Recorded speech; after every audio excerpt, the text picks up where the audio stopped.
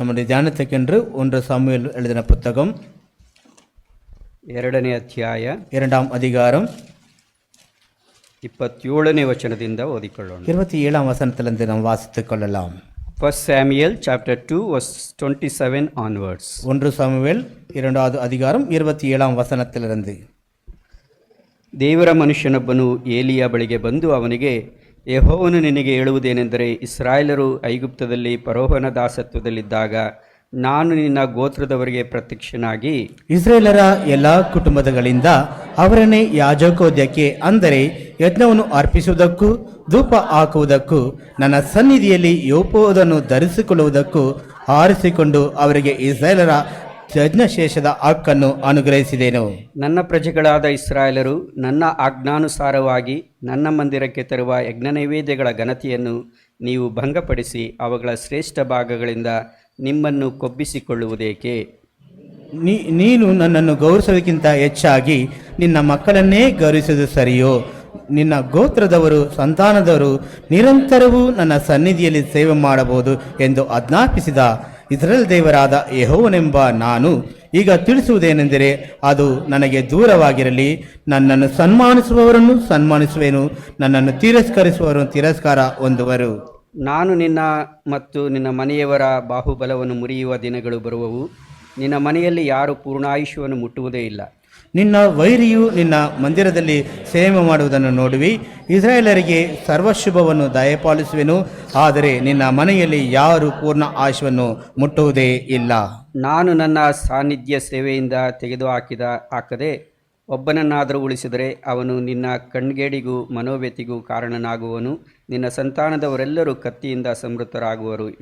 ಇದೆಲ್ಲ ನೆರವೇರುವುದೆಂಬುದಕ್ಕೆ ನಿನ್ನ ಮಕ್ಕಳಾದ ಓಪ್ನಿ ಪಿನೆಹಾಸರು ಒಂದೇ ದಿವಸದಲ್ಲಿ ಸಾಯುವುದೇ ಗುರುತಾಗಿರುವುದು. ನನ್ನ ದೃಷ್ಟಿಗೂ ಮನಸ್ಸಿಗೂ ಸರಿಯಾದದ್ದನ್ನೇ ಮಾಡುವ ಒಬ್ಬ ನಂಬಿಗಸ್ತನಾದ ಯಾಜಕನನ್ನು ಎಬ್ಬಿಸುವೆನು. ಅವನಿಗೆ ಶಾಶ್ವತ ಗ್ರಹವನ್ನು ಅನುಗ್ರಹಿಸುವೆನು. ಅವನು ನನ್ನ ಅಭಿಷಕ್ತನ ಬಳಿಯಲ್ಲಿ ಸದಾಕಾಲ ಸೇವೆ ಮಾಡುವನು. ನಿನ್ನ ಮನೆಯಲ್ಲಿ ಉಳಿದವರು ಬಂದು ಅವನ ಮುಂದೆ ಅಡ್ಡ ಬಿದ್ದು, ನನಗೆ ಒಂದು ದುಡ್ಡನ್ನು ರೊಟ್ಟಿಯನ್ನು ಚೂರನ್ನು ಕೊಡು, ಒಂದು ತುತ್ತು ಅನ್ನಕ್ಕೆ ಮಾರೋ ಆಗುವ ಹಾಗೆ ದೇವಸ್ಥಾನದಲ್ಲಿ ಸೇವೆಯಲ್ಲಿ ಯಾವುದಕ್ಕಾದರೂ ನಮ್ಮನ್ನು ಸೇರಿಸಿಕೋ ಎಂದು ಅವನನ್ನು ಬೇಡಿಕೊಳ್ಳುವರು ಎಂಬುದೇ ಅಂದನು. ಪ್ರಾರ್ಥನೆ ಮಾಡು. ಜೈಬಿಕಲಾಂ. ಭೂಪರಲೋಕಗಳ ಒಡೆಯನಾದ ನಮ್ಮ ಪರಲೋಕ ತಂದೆಯಾದ ದೇವರೇ ಸ್ವಾಮಿ, ದೇವ ನೀನು ಉನ್ನತನು, ಪರಿಶುದ್ಧನು, ಸದಾ ಜೀವಿಸುವಾತನು, ಸರ್ವಲೋಕಗಳ ಒಡೆಯನು ಸ್ವಾಮಿ. ದೇವ ನೀನು ಸೃಷ್ಟಿಕರ್ತನು ಸ್ವಾಮಿ, ಮಹಾರಾಜನು, ಮಹಾದೇವರು ಆಗಿರುವುದಕ್ಕೋಸ್ಕರವಾಗಿ ಸಕಲ ಸ್ತುತಿಗಳಿಗೆ, ಸ್ತೋತ್ರಕ್ಕೆ, ಮಾನ ಪ್ರಭಾವಗಳಿಗೆ, ಅಧಿಕಾರಗಳಿಗೆ, ಮಹಿಮೆಗೆ ಸ್ವಾಮಿ ನೀನೊಬ್ಬನೇ ಪಾತ್ರನಾಗಿರುವುದಕ್ಕಾಗಿ ದೇವರ ಸ್ತೋತ್ರ. ನಮಗೋಸ್ಕರವಾಗಿ ಮಹಿಮೆಯನ್ನು ತ್ಯಜಿಸಿ ನರನಾಗಿ ಲೋಕದಲ್ಲಿ ಬಂದಿ ಸ್ವಾಮಿ 33 ವರ್ಷಗಳ ಕಾಲ ಸ್ವಾಮಿ ನಮ್ಮ ಜೀವಿತವನ್ನು ದೇವ ನೀನು ಜೀವಿಸಿ ಸ್ವಾಮಿ.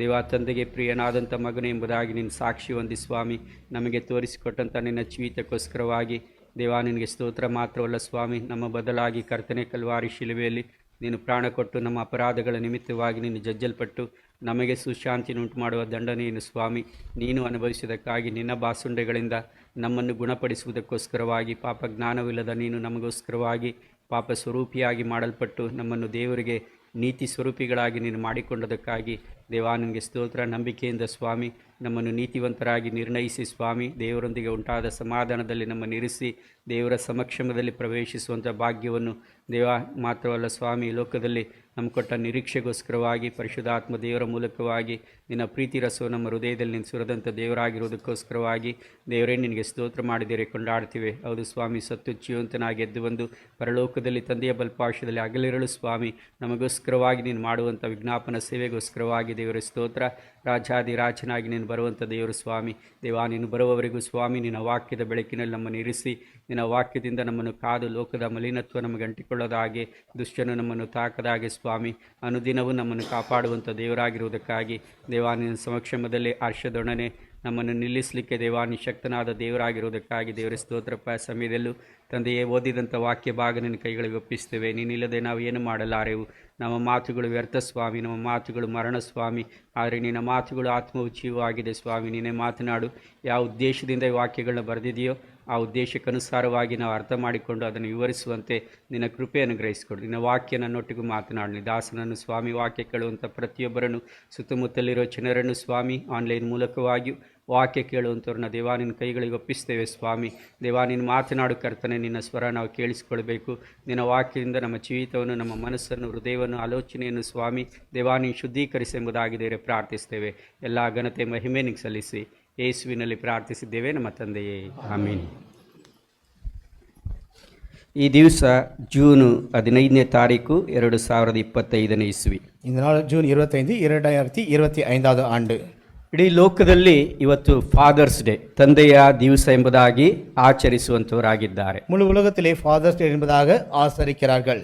ಈ ದಿನಗಳನ್ನು ಯಾಕೆ ನೇಮಿಸಿದ್ದಾರೆ ಎಂಬುದಾಗಿ ನೋಡುವಾಗ, இந்த நாட்களை எதற்காக நியமித்திருக்கிறார்கள் என்று பார்க்கும்போது, ಈ ಲೋಕ ತಂದೆ ತಾಯಿಗಳನ್ನ ಸನ್ಮಾನಿಸುವಂತ ಲೋಕವಲ್ಲ. இந்த உலகமானது தகப்பனும் தாயும் கனப்படுத்துகின்ற உலகம் அல்ல. ಎಸ್ಪೆಷಲಿ ಈ ಜನರೇಷನ್ಗೆ ನೋಡುವಾಗ, விசேஷமாக இந்த ஒரு சந்ததியை பார்க்கும்போது ತಂದೆಗಳ ಬೆಲೆ, ತಾಯಿಗಳ ಬೆಲೆ ಗೊತ್ತಿಲ್ಲ ಅವರಿಗೆ. தகப்பன் தாய்மாருடைய விலை என்ன என்பதாக புரியாமல் இருக்கிறார்கள். ವರ್ಷಕ್ಕೆ ಒಂದು ಸಾರಿ ಆದರೂ வருடத்துக்கு ஒரு தரமாவது ತಂದೆಗಳನ್ನ ತಾಯಿಗಳನ್ನ ಸನ್ಮಾನಿಸಲಿ ಎಂಬುದಾಗಿ ಈ ದಿವಸವನ್ನು ಒಂದು ವೇಳೆ ನೇಮಿಸಿರಬಹುದು. தகப்பனும் தாயும் கனப்படுத்தட்டும் என்பதாக இந்த நாளை நியமித்திருக்கலாம். ಆದ್ರೆ ನಾವು ಈ ದಿನಗಳನ್ನು ಆಚರಿಸುವಂತವರಲ್ಲ. ஆனா இந்த நாட்களில் நாம் ஆச்சரிக்கிறவர்கள் அல்ல. ಪ್ರತಿ ದಿವಸ ನಾವು ತಂದೆ ತಾಯಿಗಳನ್ನ ನಾವು ಸನ್ಮಾನಿಸಬೇಕು. ஒவ்வொரு நாளும் தாயும் தந்தையும் கனப்படுத்த வேண்டும். ಆದ್ರೆ ಈ ದಿನಗಳ ಆಚರಣೆಯನ್ನ ಉಪಯೋಗಿಸಿಕೊಂಡು இந்த ஆசரிப்பை நாம் பயன்படுத்திக் கொண்டு ತಂದೆಗಳ ವಿಷಯದಲ್ಲಿ ದೇವರ ವಾಕ್ಯದಲ್ಲಿ ಏನು ಬರೆಯಲ್ಪಟ್ಟಿದೆ, பிதாவை பற்றி தேவனுடைய வார்த்தையிலே என்ன அறிவிக்கப்பட்டிருக்கிறது, ಅದನ್ನ ಧ್ಯಾನ ಮಾಡಿ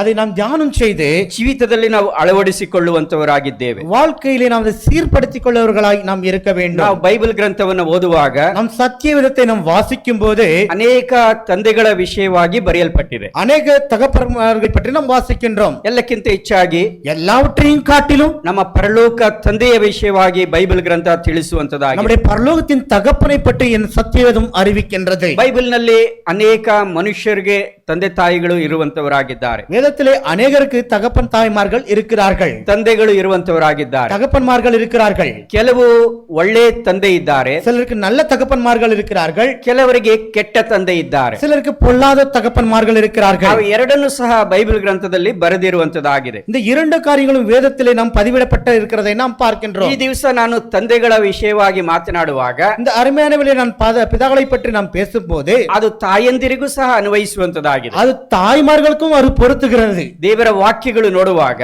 தேவனுடைய வார்த்தையை பார்க்கும்போது ಬರೀ ತಂದೆಗಳಿಗೆ ಮಾತ್ರವಲ್ಲ, வெறும் தகப்பன்மார்களுக்கு மட்டுமல்ல, ಅದು ತಾಯಂದಿರಿಗೂ ಸಹ ಅನ್ವಯಿಸುತ್ತದೆ ಎಂಬುದಾಗಿ ನಾವು ಗ್ರಹಿಸಬೇಕು. ನಾವು அது தாய்மார்களுக்கும் பொருந்துகிறது என்பதாக நாம் கிரಹಿத்துக் கொள்ள வேண்டும். ಈಗಾಗಲೇ ತಂದೆಗಳಾಗಿರುವವರಿಗೆ ಮಾತ್ರವಲ್ಲ, இப்பொழுதே தகப்பனாயிருக்கிறவர்கள் மட்டுமல்ல, ಮುಂದೆ ತಂದೆಯಾಗುವಂತವರಿಗೂ ಈ ವಾಕ್ಯಗಳು ಅನ್ವಯಿಸುವಂತದಾಗಿದೆ. முன்ன தகப்பனாகிற போகிறவர்களுக்கும் இந்த வார்த்தையானது பொருந்துகிறது. ನಾವು ಒಂದು ಸಮುವೇಲನ ಗ್ರಂಥ நாம் 1 சாமுவேல் புத்தகத்திலே 2ನೇ ಅಧ್ಯಾಯದಿಂದ 4ನೇ ಅಧ್ಯಾಯದವರೆಗೂ ಓದುವುದಾದ್ರೆ, நாம் 2ஆம் அதிகாரத்திலிருந்து 4ஆம் அதிகாரம் வரைக்கும் வாசிப்போமானால் ಅಲ್ಲಿ ಒಬ್ಬ ತಂದೆಯನ್ನ ನೋಡುತ್ತೇವೆ. அங்க ஒரு தகப்பனை நாம் பார்க்கின்றோம். ಅವನ ಹೆಸರು ಏಲಿ ಎಂಬುದಾಗಿ. அவருடைய பெயர் ஏலி என்பதாக. ಅವನಿಗೆ ಸುಮಾರು ನಾವು ಓದುವಾಗ 98 ವರ್ಷ ವಯಸ್ಸಾಗಿದೆ. நாம் வாசிக்கும் போது அவனுக்கு ஏறக்குறைய 98 வயதா இருக்கிறது. ಅವನ ವೃತ್ತಿ ನೋಡುವಾಗ அவனுடைய பணி பார்க்கும்போது ದೇವಗುಡಾರದಲ್ಲಿ ಮಹಾಯಾಜಕನು. அவன் தேவகுடாரத்திலே மகா ஆசாரியனாய் இருக்கின்றான். he was the high priest. அவன் பார்க்கும்போது மகா ஆசாரியனாய் இருக்கின்றான். 98 ವರ್ಷದ ಮುದುಕನಾಗಿ ಇದ್ದಾನೆ. 98 வயது முதிர்ந்தவனாய் இருக்கின்றான். ನನಗನ್ನಿಸ್ತದೆ, நான் நினைக்கின்றேன், ಆ ದೇವಗುಡಾರದಲ್ಲಿ ಯಜ್ಞ ಮಾಂಸವನ್ನ ತಿಂದಿ அந்த தேவகுடாரத்திலே அந்த பலிகளை இறைச்சிகளை சாப்பிட்டு ಒಳ್ಳೊಳ್ಳೆ ಮಾಂಸದ ಭಾಗಗಳನ್ನ ತಿಂದಿದ್ರಿಂದ நல்ல ஒரு இறைச்சியுடைய பங்குகளை சாப்பிட்டதாலே ಅವನು ಸ್ವಲ್ಪ ದಪ್ಪವಾಗೇ ಇರುತ್ತಾನೆ. ಆತ அவன் ஒருவேளை மோட்டாவாய் இருந்திருக்கலாம். ಯಾಕಂದ್ರೆ ಅಂತ ಊಟ ಆತನು ತಿಂದಿರುತ್ತಾನೆ. ஏனென்றால் அப்பேற்பட்ட உணவை அவன் புசித்திருக்கலாம். ಹೆಸರು ಏಲಿ. பேருக்கு ஏலி. ವೆಯ್ಟ್ ನೋಡುವಾಗ ಸ್ವಲ್ಪ ಓವರ್ ವೆಯ್ಟ್, பார்க்கும்போது மிகவும் வாட்டசாட்டமா இருக்கின்றான். ಕೆಲಸ ವೃತ್ತಿ ನೋಡುವಾಗ ಹೈ ಪ್ರೀಸ್ಟ್, பணியாற்றுவதை பார்க்கும்போது மகா ஆசாரியன். ಸಾಯುವಾಗ ಅವನಿಗೆ 98 ವರ್ಷ ವಯಸ್ಸು.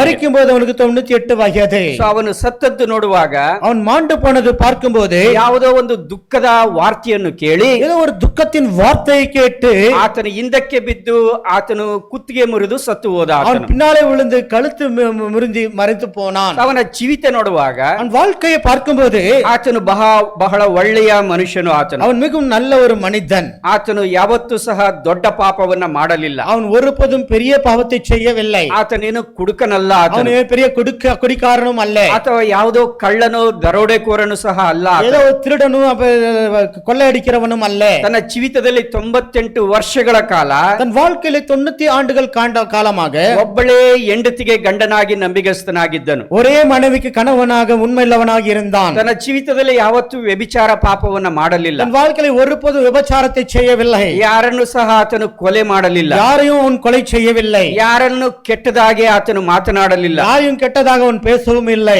ಆತನ ಜೀವಿತ ನೋಡುವಾಗ வாழ்க்கையை பார்க்கும்போது ಒಂದು ಒಳ್ಳೆಯ ಜೀವಿತವನ್ನು ಆತನು ಜೀವಿಸುತ್ತಾ ಇದ್ದನು. ஒரு நல்ல வாழ்க்கையை வாழ்ந்து கொண்டு இருந்தான். ಸೊ ಆತನ ಜೀವಿತದಲ್ಲಿ அவனுடைய வாழ்க்கையிலே ಒಂದು ಒಳ್ಳೆ ಸಾಕ್ಷಿಯಾಗಿ ಇದ್ದನು. ಆತನು நல்ல சாட்சியாகவே இருந்தான். ಈ ಏಲಿ ದೇವರ ಸೇವೆ ಮಾಡುವಾಗ, இந்த ஏலி தேவனுடைய ஊழியம் செய்யும் போது ದೇವರು ಒಬ್ಬ ಚಿಕ್ಕ ಬಾಲಕನನ್ನು ಆರಿಸಿಕೊಂಡು ದೇವರ ಗುಡಾರದಲ್ಲಿಟ್ಟನು. தேவன் ஒரு சிறிய பாலகனை தெரிந்து கொண்டு தேவ கூடாரத்திலே ஊழியத்துக்கு வைத்தார். ಅವನ ಹೆಸರು ಸಮುವೇಲನು. அவருடைய பேர் சமுவேல் என்பதாக. ಈ ಸಮುವೇಲನು ಚಿಕ್ಕ ವಯಸ್ಸಿನಲ್ಲಿ ದೇವರ ಸೇವೆ ಮಾಡುವಾಗ, இந்த சமுவேல் சிறு வயதில தேவனுக்கு ஊழியம் செய்யும் போது ದೇವರು ಆ ಸಮುವೇಲನಿಗೆ ಪ್ರಕಟಿಸಿಕೊಂಡನು. தேவன் அந்த சமுவேலுக்கு வெளிப்படுத்திக் கொண்டார். ನಮಗೆ ತಿಳಿದಿದೆ ಆ ವಾಕ್ಯ ಭಾಗ. நான் அறிந்திருக்கிற இந்த வார்த்தையின் பகுதி, ದೇವರು ಪ್ರಕಟಿಸಿಕೊಂಡು தேவன் தன்னை வெளிப்படுத்திக் கொண்டு ಏಲಿ ಕುಟುಂಬದ ಮೇಲೆ ಬರುವ ದೇವರ ನ್ಯಾಯ ತೀರ್ಪಿನ ವಿಷಯವಾಗಿ ದೇವರು ತಿಳಿಸಿದನು. ಆತನು ஏலி குடும்பத்தின் மேல் வருகிற தேவனுடைய நியாய தீர்ப்பை அவன் வெளிப்படுத்துகின்றான். ಆಗ ಏಲಿ ಸಮುವೇಲನನ್ನು ಕೇಳುತ್ತಾನೆ, அப்பொழுது ஏலி சமுவேலை கேட்கின்றான், ದೇವರು ನಿನಗೆ ಏನನ್ನ ಪ್ರಕಟಿಸಿಕೊಂಡ ಎಂಬುದಾಗಿ. தேவன் உனக்கு என்ன வெளிப்படுத்திக் கொண்டார்? ಈ ಏಲಿಗೆ ಚೆನ್ನಾಗಿ ಗೊತ್ತು, இந்த ஏலிக்கு அருமையாக தெரியும், ಅವನು ಸತ್ತು ಹೋದ ಮೇಲೆ அவன் ಮರೆತು போன பின்பு ಸಮುವೇಲನು ಪ್ರವಾದಿಯಾಗಿ ಯಾಜಕನಾಗಿ ದೇವ ಜನರನ್ನ ನಡೆಸ್ತಾನೆ ಎಂಬುದಾಗಿ. சமுவேல் தீர்க்கதரிசியாக ಆಸಾರಿಯನಾಗ ಜನங்களை நடத்துவான் என்பதாக. ಅಂದ್ರೆ ನನ್ನ ಸ್ಥಾನಕ್ಕೆ ಆತನು ಬರುತ್ತಾನೆ ಎಂಬುದಾಗಿ ಏಲಿಗೆ ಚೆನ್ನಾಗಿ ಗೊತ್ತು. என்னுடைய ஸ்தானத்துக்கு அவன் வருவான் என்பதாக அருமையாக அவன் அறிந்திருந்தான். ಆದರೂ ಸಹ ಏಲಿಯಲ್ಲಿ ಹೊಟ್ಟೆ ಕಿಚ್ಚು ಬರಲಿಲ್ಲ. ஆனாலும் ஏலிக்குள்ள வைத்தறிச்சல் வரவில்லை. ಕೆಲವು ಸಾರಿ ನಮಗಿಂತ ಹೆಚ್ಚಾಗಿ ದೇವರೊಬ್ಬರನ್ನ ಉಪಯೋಗಿಸಿಕೊಂಡ್ರೆ, ஒருவேளை தேவன் நம்மை காட்டிலும் அதிகமாக இன்னொருவரை பயன்படுத்திக் கொண்டால் ನಮ್ಮಲ್ಲಿ ಹೊಟ್ಟೆ ಕಿಚ್ಚುಗಳು ಬರುವಂತದಾಗಿ நமக்குள் வைத்தறிச்சல்கள் வருகிறது. ಜಲಸಿ ಅನ್ನೋದು ಬರುತ್ತದೆ. ಅದು வைத்தறிச்சல் என்று வருகிறது. ಆದ್ರೆ ಏಲಿಯಲ್ಲಿ ಯಾವ ಜಲಸ್ಸು ಸಹ ಇರಲಿಲ್ಲ. ஏலிக்குள்ள இந்த ஒரு வைத்தறிச்சலும் வரவில்லை. ಆ ಏಲಿಯ ಜೀವಿತ ನೋಡುವಾಗ ஏலியோட வாழ்க்கையை பார்க்கும்போது ದೇವರ ಮಂಜೂಷವನ್ನ ಬಹಳವಾಗಿ ಪ್ರೀತಿಸುತ್ತಾ ಇದ್ದ. தேவனுடைய உடன்படிக்கை பெட்டியை அதிகமாக நேசித்தவனவன். ದೇವರ ಮಂಜೂಷ ಅಂತಂದ್ರೆ தேவனுடைய உடன்படிக்கை பெட்டி என்றால் ದೇವರ ಪ್ರಸನ್ನತೆ. ಅದು தேவனுடைய சமூகம். ಅಂದ್ರೆ ಏಲಿ ಎಂಥ ವ್ಯಕ್ತಿ ಅಂತಂದ್ರೆ, ஏலி எப்படிப்பட்ட மனிதன் என்றால் ದೇವರ ಸನ್ನಿಧಾನವನ್ನ ಪ್ರೀತಿಸ್ತಾ ಇದ್ದ ಆತ. தேவனுடைய சமூகத்தை நேசிக்கின்ற ஒரு ದೇವರ மனிதன். ಪ್ರಸನ್ನತೆಯನ್ನ ಅನುಭವಿಸ್ತಾ ಇದ್ದ ಆತ. தேவனுடைய சமூகத்தை அனுபவித்த ஒரு மனிதன். ದೇವರ ಪ್ರಸನ್ನತೆಯಲ್ಲಿ ಸಂತೋಷ ಪಡುವಂತ ಒಬ್ಬ ಮನುಷ್ಯನು ಆತ. தேவனுடைய சமூகத்தில் சந்தோஷப்படுகின்ற ஒரு மனிதன். ಈ ಮಂಜೂಷವನ್ನ ಇಸ್ರಾಯೇಲರು ಫಿಲಿಸ್ಟಿಯರ ಮೇಲೆ ಯುದ್ಧಕ್ಕೆ ಹೋಗುವಾಗ ಎತ್ತಿಕೊಂಡು ಹೋದಂತ ಸಮಯದಲ್ಲಿ இந்த உடன்படிக்கை பெட்டியை ஒரு பிலிஸ்தியர்கள் யுத்தத்துக்கு செல்லும்போது எடுத்துக்கொண்டு போகும்போது ಬಹಳ ಕಳವಳ ಪಟ್ಟ ಆತನು. மிகவும் கலக்கத்தோடு இருந்தான். ಆ ಮಂಜೂಷ ಏನಾಗುತ್ತೆ ಎಂಬುದಾಗಿ ಆತನಿಗೆ ಬಹಳ ದುಃಖ, ವೇದನೆ ಆಯಿತು. அந்த உடன்படிக்கை பெட்டி என்னாகுமோ என்பதாக வேதனையோடு இருந்திருந்தான். ಆ ಯುದ್ಧದಲ್ಲಿ ಏನ್ ನಡೆಯಿತು? அந்த யுத்தத்தில் என்ன நிகழ்ந்தது? ಇಸ್ರಾಯೇಲರು ಸೋತು ಹೋದರು. இஸ்ரவேல் மக்கள் தோற்று போனார்கள். ಫಿಲಿಸ್ಟಿಯರು ಜಯ ಹೊಂದಿದರು. பிலிஸ்தியர்கள் ஜெயம் எடுத்துக்கொண்டார்கள். ಮಂಜೂಷ ಎಂಬುದು ಸೆರೆ ಹಿಡಿಯಲ್ಪಟ್ಟಿತು. ಅದು அந்த உடன்படிக்கை பெட்டி என்பது சிறை பிடிக்கப்பட்டது. ಆ ವರ್ತಮಾನವನ್ನ ಏಲಿ ಕೇಳಿ, இந்த செய்தியை ஏலி கேட்டபோது ಆತನು ಅಂದ್ರೆ ಹಿಂದಕ್ಕೆ ಬಿದ್ದು ಕುತ್ತಿಗೆ ಮುರಿದು ಸತ್ತು ಹೋದನು. ಆತನು அவர் பின்னாலே வந்து கழுத்து விரிந்து மரித்து போனான் என்று பார்க்கின்றோம். ಏಲಿಯ ಜೀವಿತ ನೋಡುವಾಗ, ஏலியோட வாழ்க்கையை பார்க்கும்போது ಸಾಯುವವರೆಗೂ ಸಹ மரிக்கிற வரைக்கும் ಒಂದು ಒಳ್ಳೆಯ ಜೀವಿತವನ್ನ ಜೀವಿಸಿದನು. ಆತನು நல்ல ஒரு வாழ்க்கையை வாழ்ந்தான். ಯಾವುದೇ ಕೊಲೆಗಳು ಮಾಡಲಿಲ್ಲ, எந்த ஒரு கொலையும் செய்யவில்லை, ಯಾವುದೇ ವ್ಯಭಿಚಾರ ಮಾಡಲಿಲ್ಲ, விபச்சாரத்தையும் செய்யவில்லை. ಒಬ್ಬಳೇ ಹೆಂಡತಿಗೆ ನಂಬಿಗಸ್ತನಾಗಿದ್ದ. ஒரே மனைவிக்கு கணவனாக இருந்தான். ಆತನೇನು ಕುಡುಕನಲ್ಲ, அவன் பெரிய வெறியன் அல்ல, ಆತನೇನು ಸೋಮಾರಿಯಲ್ಲ, அவன் சோம்பலன் அல்ல, ಆತನು ಯಾವುದೋ ದೊಡ್ಡ ಪಾಪವನ್ನ ಮಾಡಲಿಲ್ಲ, ஒரு பெரிய பாவத்தையும் செய்யவில்லை. ದೇವರು ಒಬ್ಬರನ್ನ ಉಪಯೋಗಿಸುವಾಗ ಅದಕ್ಕೆ ಹೊಟ್ಟೆ ಕಿಚ್ಚು ಪಡಲಿಲ್ಲ, தேவன் ஒருவரை பயன்படுத்தும் போது வைத்தறிச்சல் படவில்லை. ಮಂಜೂಷವನ್ನ ಪ್ರೀತಿಸಿದಂತವನು, உடன்படிக்கை பெட்டியை நேசித்தவன், ದೇವರ ಪ್ರಸನ್ನತೆಯನ್ನ ಪ್ರೀತಿಸಿದಂತವನು, தேவனுடைய சமூகத்தை நேசித்தவன், ದೇವರ ಸನ್ನಿಧಾನದಲ್ಲಿ ಸಂತೋಷ ಪಡುವಂತವನು, தேவனுடைய சமூகத்தில் சந்தோஷப்படுகின்றவன். ದೇವರ ಮಂಜೂಷ ಸೆರೆಯಲ್ ಮಾಡಲ್ಪಟ್ಟಾಗ தேவனுடைய உடன்படிக்கை பெட்டி சிறை பிடிக்கப்பட்ட போது ವೇದನೆಯಿಂದ ಪ್ರಾಣವನ್ನೇ ಬಿಟ್ಟಂತವನು, வேதனையோடு ஜீவனை விட்டவன். ಅಂದ್ರೆ ಅರ್ಥ ಏನಂತಂದ್ರೆ, அர்த்தம் என்னவென்றால் ಆಯುಷ್ ಕಾಲದ ಕೊನೆಯ ದಿವಸದವರೆಗೂ ಸಹ ஆயுஷ் நாட்களின் கடைசி நாட்கள் வரைக்கும் ದೇವರನ್ನು ದೇವರ ಸಂಗತಿಗಳನ್ನ ಪ್ರೀತಿಸಿದಂತವನು, தேவனையும் தேவனுடைய காரியங்களும் நேசித்த ஒரு மனிதன். ಆತನು ಒಬ್ಬ ಒಳ್ಳೆಯ ಮನುಷ್ಯನಾಗಿದ್ದನು. அவன் ஒரு நல்ல ஒரு மனிதனாயிருந்தான். ಆದ್ರೆ ಆತನ ವಿಷಯದಲ್ಲಿ ஆனா அவனுடைய பற்றி பற்றி ಈ ವಾಕ್ಯ ಭಾಗದಲ್ಲಿ ದೇವರು ಹೇಳುವಂತ ಮಾತುಗಳನ್ನ ನಾವು ನೋಡುತ್ತೇವೆ. ನಾವು தேவன் சொல்லுகிற வார்த்தைகளை நாம் பார்க்கின்றோம். ದಯಮಾಡಿ ಗಮನಿಸಿರಿ. தயவு செய்து கவனியுங்கள். ನಿನ್ನ ಜೀವಿತದಲ್ಲಿ ನೀನು ಎಷ್ಟೇ ಒಳ್ಳೆಯವನಾಗಿರಬಹುದು, உன் வாழ்க்கையில நீ எவ்வளவு நல்லவனாய் இருந்தாலும் கூட, ಅಥವಾ ನೀನು ಒಳ್ಳೆಯವನು ಎಂಬುದಾಗಿ ನೀನು ಅಂದುಕೊಳ್ತಾ ಇರಬಹುದು. ஒருவேளை நீயே நினைத்துக் கொண்டிருக்கலாம் நான் நல்லவன் என்பதாக. ದೇವರು ನೋಡುವಂತ ದೃಷ್ಟಿ ಬೇರೆ. தேவன் பார்க்கின்ற பார்வையே வேறு. ದೇವರ ದೃಷ್ಟಿನಲ್ಲಿ ನಾನು ಏನಾಗಿದ್ದೇನೆ, தேவனுடைய பார்வையிலே நான் என்னவா இருக்கிறேன், ದೇವರು ನನ್ನ ಜೀವಿತವನ್ನು ನೋಡಿ ಏನ್ ಹೇಳುತ್ತಾರೆ, தேவனுடைய வாழ்க்கையை பற்றி என்ன சொல்லுகின்றார். ಎಷ್ಟೋ ವಿಷಯಗಳು ನಿನ್ನಲ್ಲಿ ಒಳ್ಳೆಯದಿರಬಹುದು, எத்தனையோ காரியங்கள் உன்னுக்குள் நல்லது இருக்கலாம். ಆದ್ರೆ ದೇವರು ನಿನ್ನಲ್ಲಿ ಹುಡುಕಿರುವಂತ ಕೊರತೆ ಯಾವುದು? ஆனா தேவன் உன்னிடத்தில் தேடுகின்ற குறை என்ன? ನಾನು ಒಳ್ಳೆ ತಂದೆಯಾಗಿದ್ದೇನಾ, நான் நல்ல தகப்பனாய் இருக்கிறேனா, ನಾನು ಒಳ್ಳೆ ತಾಯಿಯಾಗಿದ್ದೇನೆ, நல்ல தாயா இருக்கிறேனா? ಅದನ್ನ ದೇವರು ಇವತ್ತು ನಮ್ಮೊಟ್ಟಿಗೆ ಮಾತನಾಡುತ್ತಾ ಇದ್ದ. அதை பற்றி தேவன் நம்மோடு பேசுகின்றார். ಏಲಿ ಆತನು ಒಳ್ಳೆ ಮನುಷ್ಯನು, ஏலி அவன் நல்ல மனிதன். ಸೊ ಆತನ ವಿಷಯದಲ್ಲಿ அவனை பற்றி ದೇವರು ಹೇಳುವಂತ ಮಾತು ನೋಡ್ರಿ. தேவன் சொல்லுகின்ற வார்த்தை பாருங்கள். 1 ಸಾಮುವೇಲ 3ನೇ ಅಧ್ಯಾಯ 1 சாமுவேல் 3ஆம் அதிகாரம் 14ನೇ ವಚನ. 14வது வசனம். ಏಲಿಯ ಮನೆಯವರ ಅಪರಾಧಕ್ಕೆ, ஏலியோட வீட்டாருடைய குற்றத்துக்கு ಯಜ್ಞ ನೈವೇದ್ಯಗಳಿಂದಲೂ ಎಂದಿಗೂ ಪ್ರಾಯಶ್ಚಿತ್ತವಾಗುವುದಿಲ್ಲ பலியும் நைவேத்தியத்தினால் எந்த ஒரு பிரயச்சித்தமும் ஆகிறதில்லை ಎಂಬುದಾಗಿ ಆಣೆಯಿಟ್ಟು ಹೇಳಿದ್ದೇನೆ. கர்த்தர் அதை ஆணையிட்டு சொல்லியிருக்கின்றார். ಅಂತ ಅಪರಾಧ ಏನು? எப்பேற்பட்ட ஒரு குற்றம் இது? ಅಂತ ದೊಡ್ಡ ಪಾಪ ಯಾವುದು? அப்பேற்பட்ட பெரிய பாவம் இது. ಅಷ್ಟು ಒಳ್ಳೆ ಮನುಷ್ಯ, அப்பேற்பட்ட நல்ல மனிதன், ಆ ಮನುಷ್ಯನ ವಿಷಯದಲ್ಲಿ ದೇವರು ಹೇಳುತ್ತಾ ಇದ್ದ. அந்த மனிதனை பற்றி தேவன் சொல்லுகிறார். ಏಲಿ ಮಾಡಿರುವ ಮನೆಯವರು ಮಾಡಿರುವ ಪಾಪಕ್ಕೆ, ஏலி வீட்டாரும் செய்திருக்கிற பாவத்திற்கு ಎಷ್ಟೇ ಯಜ್ಞ ನೈವೇದ್ಯಗಳನ್ನ ಅರ್ಪಿಸಿದ್ರು ಅದು ಪರಿಹಾರ ಆಗುವುದಿಲ್ಲ. எத்தனையும் பலியும் நைவேத்தியம் அர்ப்பணித்தால் அது பரிகாரம் ஆகுகிறதில்லை. ಮನುಷ್ಯ ಹೇಳ್ತಾ ಇಲ್ಲ, மனிதன் சொல்லிக் கொண்டே இல்லை, ದೇವರೇ ಆ ಮಾತನ್ನು ಹೇಳುತ್ತಾ ಇದ್ದಾನೆ. தேவன் தான் இந்த வார்த்தை சொல்லிக் கொண்டிருக்கின்றார். ಮಾತ್ರವಲ್ಲ, அது மட்டுமல்ல, 2ನೇ ಅಧ್ಯಾಯದಲ್ಲಿ 2ஆம் அதிகாரத்திலே ಏಲಿ ವಿಷಯದಲ್ಲಿ ದೇವರು ಹೀಗೆ ಹೇಳುತ್ತಾರೆ. தேவன் ஏலியை பற்றி இப்படி சொல்லுகின்றார். 33ನೇ ವಚನ. 33வது வசனம். ನಾನು ನನ್ನ ಸಾನ್ನಿಧ್ಯ ಸೇವೆಯಿಂದ ತೆಗೆದುಹಾಕದೆ ಒಬ್ಬನನ್ನಾದರೂ ಉಳಿಸಿದರೆ ಅವನು ನಿನ್ನ ಕಣ್ಣಿಗೇಡಿಗೂ மனோவெச்சைக்கு காரணனாகுவனு. நான் உன் சமூகத்திலே ஒருவனை எடுத்து போடாமல் போயிருந்தால் உன்னை கண்ணுக்கு மனவேதனையாய் இருப்பான். ಎರಡನೇ ಭಾಗ 2வது பகுதி. ನಿನ್ನ ಸಂತಾನದವರೆಲ್ಲರೂ ಕತ್ತಿಯಿಂದ ಸಮೃದ್ಧರಾಗುವರು. உன்னுடைய சந்ததியாரெல்லாம் பட்டயத்தால் சூறையாடப்படுவார்கள். ದೇವರು ಏನು ಹೇಳ್ತಾ ಇದ್ದಾರೆ ಗೊತ್ತಾ? தேவன் என்ன சொல்லுகிறார்? ಏಲಿ ಮನೆಯವರನ್ನ ಮನೆ ಸಂತತಿಯವರನ್ನ ಸಂಪೂರ್ಣವಾಗಿ ನಿರ್ನಾಮ ಮಾಡುತ್ತೇನೆ. ஏலி சந்ததி எல்லாரையும் பட்டயத்தாலே சங்கரிப்பார். ಒಂದು ವೇಳೆ ಅವರ ಕುಟುಂಬದಲ್ಲಿ ಯಾರಾದರೂ ಉಳ್ಕೊಂಡಿದ್ರೆ, ஒருவேளை அவருடைய குடும்பத்தில் யாராவது மிகுந்திருந்தால் ಅವರೇ ಏನಾಗ್ತಾರೆ, ಅವರ ಕುಟುಂಬಕ್ಕೆ ಮುಳ್ಳಾಗ್ತಾರೆ. அவர்தான் அவருடைய குடும்பத்துக்கு ಮುಳ್ಳಾக ಮಾರುவார்கள். ಅವರ ಕಣ್ಣು ಚುಚ್ಚುತ್ತಾರೆ, அவருடைய கண்களை குத்துவார்கள், ಅವರ ಮನೋವ್ಯತೆಗೆ ಕಾರಣರಾಗುತ್ತಾರೆ, அவருடைய மனவேதனைக்கு காரணமாகுவார்கள்.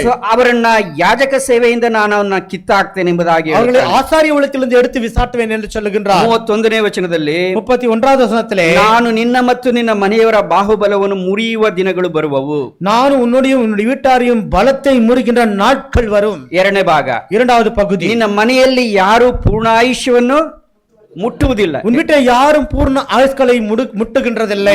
ಎಂತ ಭಯಂಕರವಾದಂತ ಮಾತುಗಳು, எத்தனை பயங்கரமான ஒரு வார்த்தைகள். ನಿನ್ನ ವೈರಿಯು ನನ್ನ ಮಂದಿರದಲ್ಲಿ ಸೇವೆ ಮಾಡುವನು, உன்னுடைய எதிரி என்னுடைய வீட்டிலே ஊழியம் செய்வான். ಸೊ ಇದು ದೇವರು ಹೇಳುವಂತ ಮಾತುಗಳು. இது தேவன் சொல்லுகின்ற வார்த்தை. 36ನೇ ವಚನದಲ್ಲಿ 36வது வசனத்திலே, ನಿನ್ನ ಸಂತತಿಯವರಲ್ಲಿ ಯಾರಾದರೂ ಒಬ್ಬರು ಉಳಿದಿದ್ರೆ, உன்னுடைய சந்ததியில யாராரு மிகுந்ததாய் இருந்தால் ನಂಬಿಗಸ್ತನಾದಂತ ಯಾಜಕನ ಬಳಿಗೆ ಬಂದು உண்மையுள்ள ஆசாரியரிடத்திலே வந்து ಒಂದು ತುತ್ತು ಅನ್ನವನ್ನ ಕೇಳಿಕೊಳ್ಳುವರು. ஒரு அப்பத்துக்காக ஊழியத்தை செய்வான். ಅಷ್ಟು ಒಳ್ಳೆ ಮನುಷ್ಯ, அப்பேற்பட்ட நல்ல மனிதன் ಯಾರಿಗೋಸ್ಕರ ಬರೆಯಲ್ಪಟ್ಟಿದೆ? யாருக்காக எழுதப்பட்டிருக்கிறது? ನಮಗೋಸ್ಕರ ಬರೆಯಲ್ಪಟ್ಟಿದೆ. நமக்காக எழுதப்பட்டிருக்கிறது. ಅವರಿಗೆ ಸಂಭವಿಸಿದ್ದು, அவர்களுக்கு நிகழ்ந்தது ನಮಗೆ ಉದಾಹರಣೆಯಾಗಿ ಬರೆಯಲ್ಪಟ್ಟಿದೆ. நமக்கு எடுத்துக்காட்டுதலாய் இருக்கிறது. ಯಾರಿಗಾದ್ರೂ ಜ್ಞಾನ ಇದ್ರೆ, எவனுக்காவது ஞானம் இருந்தால் ಅದನ್ನ ಕೇಳಿ ತಮ್ಮ ಜೀವಿತವನ್ನ ಸರಿಪಡಿಸಿಕೊಳ್ಳುತ್ತಾರೆ. அதை கேட்டு தம்முடைய வாழ்க்கையை திருத்திக் கொள்வார்கள். ಜ್ಞಾನ ಇಲ್ಲದವರು ಏನು ಮಾಡುತ್ತಾರೆ? ஞானம் இல்லாதவன் என்ன செய்வான்? ಈ ಕಿವಿಯಲ್ಲಿ ಕೇಳಿ ಕಿವಿಯಲ್ಲಿ ಬಿಟ್ಟು ಬಿಡುತ್ತಾರೆ. இந்த செவியில கேட்டு இந்த செவியில விட்டு விடுவான். ಎಷ್ಟೋ ವಾಕ್ಯಗಳು ಹಾಗೆ ಮಾಡಿದ್ದೇವೆ ನಾವು. எத்தனை வார்த்தைகளை நாம் அப்படிதான் ಅದಕ್ಕೆ செய்திருக்கிறோம். ದೇವರ ವಾಕ್ಯ ಏನು ಹೇಳುತ್ತೆ ಗೊತ್ತಾ? அதுக்கு தான் தேவனுடைய வார்த்தை என்ன சொல்லுகிறது என்றால்,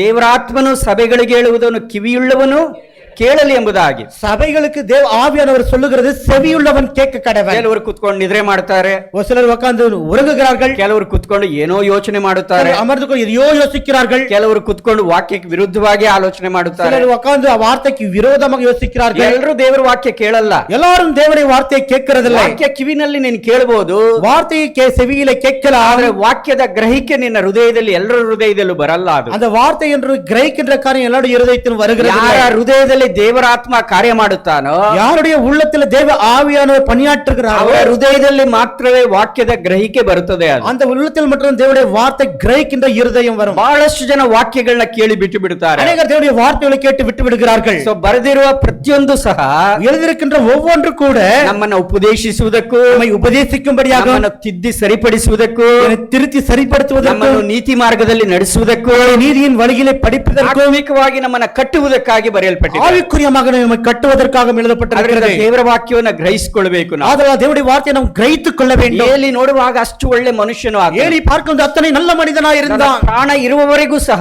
தன் ஜீவன் இருக்கும் வரை ದೇವರ ಸನ್ನಿಧಾನದಲ್ಲೇ ಜೀವಿಸಿದನು ಆತ. தேவனுடைய சமூகத்திலே வாழ்ந்தவர். ದೇವರನ್ನೇ ಪ್ರೀತಿಸಿದನು ಆತ. தேவனையே நேசித்த ದೇವರ மனிதன். ಕಾರ್ಯಗಳನ್ನು ಪ್ರೀತಿಸಿದನು ಆತ. தேவனுடைய காரியங்களையே நேசித்த ದೇವರ மனிதன். ವಸ್ತುಗಳನ್ನ ಪ್ರೀತಿಸಿದನು ಆತ. தேவனுடைய வஸ்துக்களை நேசித்த மனிதன். ಆದ್ರೆ ಕೊನೆಯಲ್ಲಿ ದೇವರ ಅವನ ವಿಷಯದಲ್ಲಿ ಏನ್ ಹೇಳ್ತಾ ಇದ್ದಾನೆ? கடைசியிலே தேவன் அவனை பற்றி என்ன சொல்லுகிறார் என்றால், ಏಲಿ ಮತ್ತು ಏಲಿಯ ಮನೆಯವರು ಮಾಡಿದಂತ ಪಾಪಕ್ಕೆ ஏலியும் ஏலியார் வீட்டார் செய்த பாவத்துக்கு ಯಾವ ಪ್ರಾಯಶ್ಚಿತ್ತ ಯಜ್ಞವೂ ಒಪ್ಪಿಗೆ ಆಗುವುದಿಲ್ಲ. எந்த பலியும் பரிகாரம் இல்லை. ನನ್ನ ಯಾಜಕ ಸೇವೆಯಿಂದ ನಾನು ತೆಗಿತೇನೆ, என்னுடைய ஆசாரிய ஊழியத்திலிருந்து அவனை நான் எடுக்குவேன். ಆತನ ವೈರಿ ಅವನ ಆ ಸ್ಥಾನದಲ್ಲಿ ಸೇವೆ ಮಾಡುತ್ತಾನೆ. அவருடைய எதிரியுடைய அந்த ஊழியத்தை ಅವನ செய்வான். ಮಕ್ಕಳಲ್ಲಿ ಯಾರು ಪೂರ್ಣಾಯುಷ್ಯವನ್ನು ನೋಡುವುದಿಲ್ಲ. அவருடைய பிள்ளைகளை ஒருவரும் பூர்ண ஆயுஷ்களை முட்டுகிறதில்லை. ಯಾರಾದ್ರೂ ಉಳಿದಿದ್ರೆ ஒருவேளை எவனாவது மிகுந்திருந்தால் ಅವರೇ ಅವರ ಕುಟುಂಬಕ್ಕೆ ಮುಳ್ಳುಗಳಾಗುತ್ತಾರೆ. அவர்கள் குடும்பத்துக்கு முட்களாயிருப்பார்கள். ಅವರ ಸ್ಥಿತಿ ಹೇಗಿರುತ್ತೆ ಅಂತಂದ್ರೆ அவருடைய நிலைமை எப்படியா இருக்கும் ಒಂದು என்றால், ತುತ್ತು ಅನ್ನಕ್ಕೋಸ್ಕರವಾಗಿ ಬೇಡಿಕೊಳ್ಳುತ್ತಾರೆ. ஒரு அப்பத்துக்காக பணியாற்றுகின்ற ஒரு நிலைமை. ಎಂತ ಭಯಂಕರವಾದಂತ ಮಾತುಗಳು. எத்தனை ஒரு பயங்கரமான வார்த்தைகள். ದೇವರು ಪ್ರೀತಿ ಸ್ವರೂಪನೆಂಬುದಾಗಿ ನಾವು ಅಂದ್ಕೊಳ್ತೇವೆ. தேவன் அன்பின் சொருவி என்றாக நாம் நினைக்கின்றோம். ಅದು ನಿಜನೇ. ಅದು அது உண்மைதான். ದೇವರು ತನ್ನ ಮಗನನ್ನೇ ಕೊಡುವಷ್ಟರ ಮಟ್ಟಿಗೆ ನಮ್ಮನ್ನ ಪ್ರೀತಿ ಮಾಡಿದ. தேவன் தன் மகனே கொடுக்கிற அளவாக நம்ம நேசித்திருக்கிறார். ಅದೇ ದೇವರು